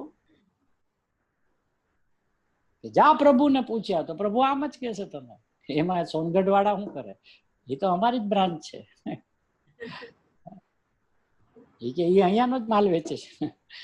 સિમંદર ભગવાન પાસે જાય કે અહીંયા, હા એ કે અહીંયા સુધી શું કામ આવ્યો? કે અમારી બ્રાન્ચ છે ને સોનગઢમાં, એ અમારી હેડ ઓફિસ છે અત્યારે આખા ભરત ક્ષેત્રની. ત્યાંથી જ આવ્યો કે ત્યાં આવ્યો પછી અહીંયા હું દોડ્યો આવ્યો. એ અહીંયાનો જ ડાયરેક્ટ માલ વેચે છે, વચ્ચે કોઈ આડતિયા છે જ નહીં કે આમાં નથી કોઈ ભેળસેળ થતી, સીધો અહીંયાથી પ્રવાહ આવે છે. બાપુ એ તો આમ કે છે, એ તો એ કે છે બરાબર કે છે કે તો બીજી વાર અહીંયા ના આવો કે અહીંયા નહીં આવવાનું, સોનગઢ વયો જવાનું, એ જે કે બરાબર છે. તું વિચાર કરજે, તું વિચાર કર પ્રભુ, તું તારા જ્ઞાનમાં બેસાડ, મધ્યસ્થ થઈ જા અને સત્યનો શોધક બની જા, તો તારો આત્મા તને જવાબ આપશે. તારે કોઈને પૂછવાય નહીં જવું પડે. તારો ભગવાન આત્મા પણ તું છે ને, જાગ્રત અવસ્થામાં બેઠો છે ને, જાગતો જીવ ઉભો છે ને, ક્યાં ગયો છે? તું છે ને, જવાબ આવશે પ્રભુ તને અંદરથી. તારે ક્યાં કોઈની જો ઉપમી કરવાની છે? તારે ક્યાં કોઈનું એકાંતે વાત માની લેવાની છે? સાંભળી લે પછી તું બેસાડ. કારણ કે સીધી હા નહીં પાડી દેતો કે ગુરુદેવે કીધું છે એટલે તો સાચું જ હોય ને. ગુરુદેવ કે ઉભો રહે, મેં કીધું એની પરીક્ષા કરજે. કે સાહેબ તમારી પરીક્ષા અમારે કરે કે 100% અમે કરી છે આચાર્ય ભગવંતોની, જીનાગમોની કરી છે. અરે જીનેન્દ્ર ભગવાનની વાણીની કરી છે, આજ્ઞા પ્રધાની થઈને કરી છે. અમારી ખોટી કલ્પનાથી નથી કરી. પેલા આજ્ઞા માની અને પછી હવે પરીક્ષા પ્રધાની થયા કે આ પ્રભુ શું કે છે એમ. જેના સ્વરૂપમાં પુણ્ય ને પાપ નથી, પણ જેના સ્વરૂપમાં દર્શન ને જ્ઞાન છે, જેથી દર્શન જ્ઞાનના સ્વરૂપનું હયાતી વાળું તત્વ એમાં જો એકત્વ થાય તો તે સમયે સ્વને એકત્વપણે જાણતો અને સ્વને એકત્વપણે પરિણમતો. એ જે સમયે જાણે તે સમયે પરિણમે, અને જે સમયે પરિણમે તે સમયે જાણે. આ એક વાત. અને બીજો આત્મા અવિદ્યારૂપી કેળ, એનો જે મૂળ એવો જે મોહ કર્મ જડ, એના અનુભાગને અનુસારે પ્રવર્તતો. એ જેટલું કર્મ ઉદય આવ્યું તો તે પ્રમાણે વર્તતો એમ નથી કહ્યું.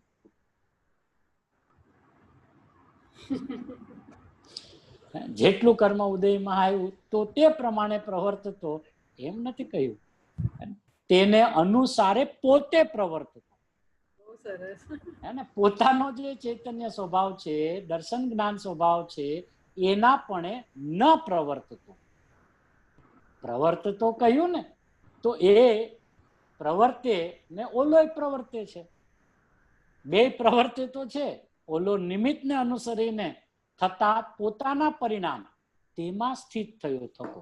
જો એટલે પાછી મૂળભૂત વાત ગુરુદેવે કહી દીધી.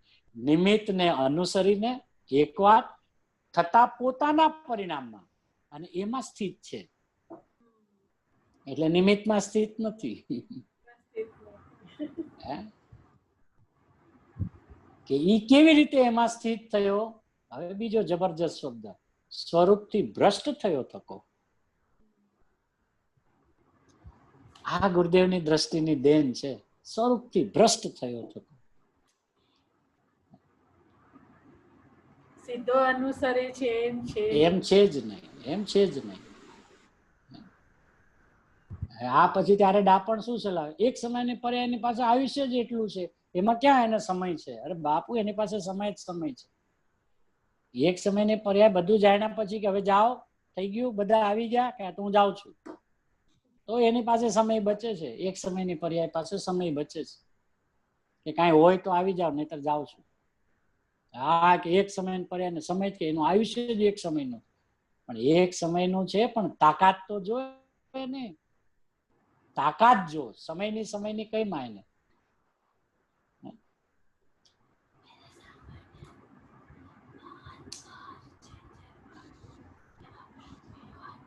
એટલે પ્રવર્તે છે તો જ્ઞાની પણ, પ્રવર્તે છે તો અજ્ઞાનમાં પણ, બે પ્રવર્તે છે. એક ઓલા નિમિત્તને અનુસરીને થતા પોતાના પરિણામમાં તે સ્થિત થયો થકો.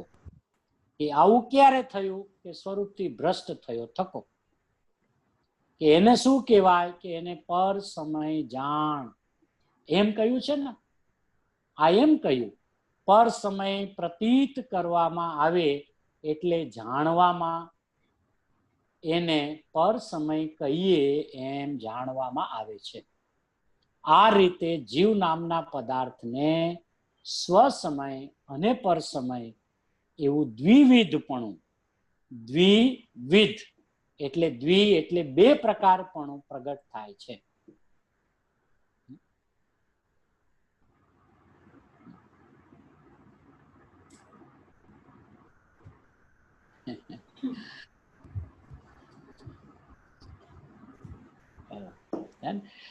અહીંયા સુધી ગુરુદેવ કે આ ટીકાનો અર્થ કર્યો. સંસ્કૃત ભાષા હતી, બહુ ગંભીર.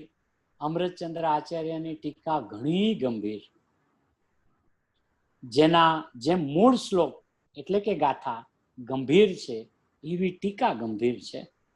એને સમજવા માટે ઘણો જ પક્ષપાત છોડીને મધ્યસ્થથી તેને જે કેવું છે એ રીતે સમજવું. જે રીતે કેવું છે તે રીતે સમજવું, એનું નામ યથાર્થ સમજણ કહેવામાં આવે છે.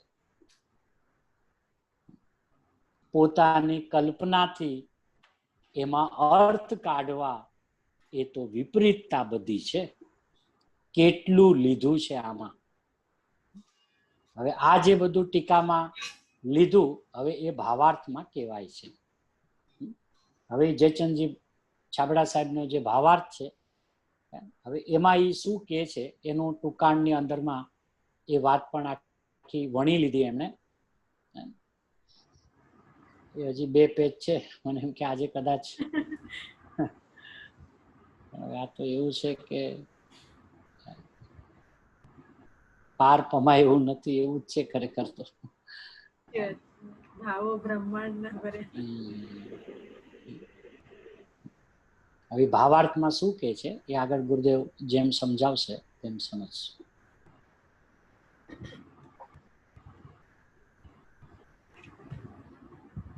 બોલો લોકના અગ્રભાગે વિરાજમાન ઋષભદેવ આદિ મહાવીર પર્યંત અનંત ભગવંતોનો જય. હાલ મહાવીર ક્ષેત્રમાં બિરાજમાન સિમંદર આદિ 20 વિયરમાં નરિયન ભગવંતોનો સાર પ્રવચન સાર આદિ જીનવાણી માતનો જય. આ જીનવાણીના રચયિતા કલિકાલ સર્વજ્ઞ શ્રી કુંકુંદાચાર્ય આદિ અનંત આચાર્ય ભગવંતોનો આ જીનવાણીના રહસ્ય બતાવનાર આત્મ ઉદ્ધારક અનંત અનંત ઉપકારી અનંત તીર્થંકરોથી અધિક ગર્જતા નાયક એવા કહાન ગુરુદેવનો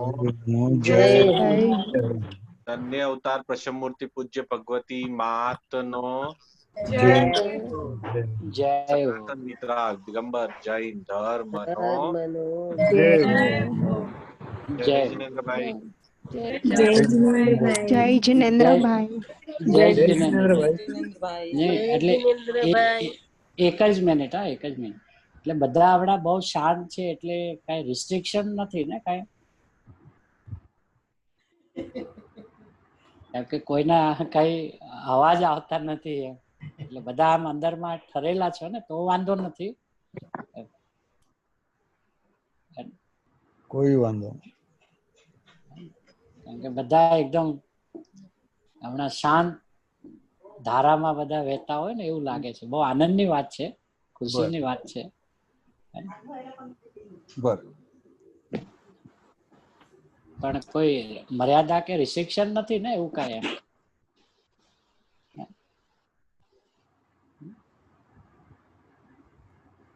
अमर्यादित स्वभाव में काय की मर्यादा भाई? हाँ, लेकिन क्योंकि किसी का अभी आवाज सुनने को नहीं मिलता, इसलिए मैं जरा अपने भाव से पूछ लेता हूँ. नहीं नहीं वही- नहीं, बहुत गहरे भाव चल रहे हैं, उसको डिस्टर्ब करने के किसी हाँ, का भाव नहीं होता, ऐसी हाँ। मेरी भावना है. नहीं नहीं, बात तो सही है. भले बीच में नहीं, आखिर में कहीं ना नहीं। कहीं थोड़ी सी झलक मिले तो पता चले. नहीं नहीं, इसमें क्या हो गया, बीच में अपन ने जो लिया ना, सबको सोचने का जो स्टाइल दिया या आदत सी बनाई, वो भी काम कर रही ना. बराबर. कहीं पूछने की बजाय पहले अंदर देखते ले क्या है क्या नहीं. हाँ, वो तो बहुत आनंद की बात है. सबकी ओर से बोल रहा हूँ मैं. हाँ? हाँ हाँ, नहीं नहीं, बराबर है. मतलब प्रयोगात्मक भूमिका में है ना सब. जी है जी ना? जी, बहुत आनंद की बात है कि ऐसा ही होना चाहिए, तभी तो तत्व बैठेगा ना. कितना खाली सुन सुन के क्या करेंगे ना. क्या सुनने के साथ अंदर बिठावे भी तो मेल भी आवे, फिर तो सुनने में भी रस आवे. रस है. क्योंकि अपने को भी भाव पकड़ में आ जाता है, तो कहने वाले का आशय भी तुरंत पकड़ में आता है, फटाक से वापस अंदर चले जाते हैं. बिल्कुल गुरुदेव की वाणी, यही बात है. गुरुदेव के भाव जब समझ में आने लगते हैं, तो फिर अपना भी स्वरूप अंदर से खिलता है. खिलता है. है? अपना स्वभाव खिल गया, इसका दूसरा ही अर्थ है कि गुरुदेव को अपन समझ रहे हैं. हाँ, है ना. अंदर से परिणाम के अंदर में, है ना, स्वरूप की उग्रता हो, स्वरूप का अंदर में ऐसा लगे कि नहीं मेरा आत्मा बढ़ रहा है, मैं स्वयं अंदर से कुछ अलग ही प्रकार का अनुभव कर रहा हूँ, तो आनंद की बात है. तब तो फिर तो सब शांति रहे. है ना. फिर तो वो विक्षेप न करे, और न मैं विक्षेप डालना भी चाहता हूँ कि किसी के आनंद में खलेल न पहुंचे, डिस्टर्ब ना हो. है ना. नहीं, तो मैं इसमें जरा ऐसा कुछ कोई नहीं है कि समझ लो किसी को कुछ भाव आया और बोले नहीं, ऐसा इसमें कोई रिस्ट्रिक्शन है ही नहीं. नहीं, लेकिन वही अपने थोड़ा सा, भाव में ही शांत है अभी, ऐसा लगता है. वो तो बहुत आनंद की बात है. है ना. फिर तो बहुत आनंद की बात है. तो मैं बोला काफी दिनों से देख रहा हूँ कोई चहल पल नहीं है. इसलिए सहज भाव आया, ऐसा कोई विशेषता नहीं है. नहीं नहीं, गंभीर चल रहा है. सब जने सोचते हैं कि भाई गंभीरता जो है ये हमने भी अंदर ग्रहण करना जरूरी है. हाँ, बराबर है, एकदम सही बात है. जय जिनेन्द्र प्रभु. जय जिनेन्द्र, जय जिनेन्द्र बधाने. जय जिनेन्द्र भाई. जय જય जिनेन्द्र, જિનેન્દ્રભાઈ. जय जिनेन्द्र, जय जिनेन्द्र. जय जिनेन्द्र, जय जिनेन्द्र भाई. जय जिनेन्द्र, जय जिनेन्द्र बधाने. जय जिनेन्द्र भाई.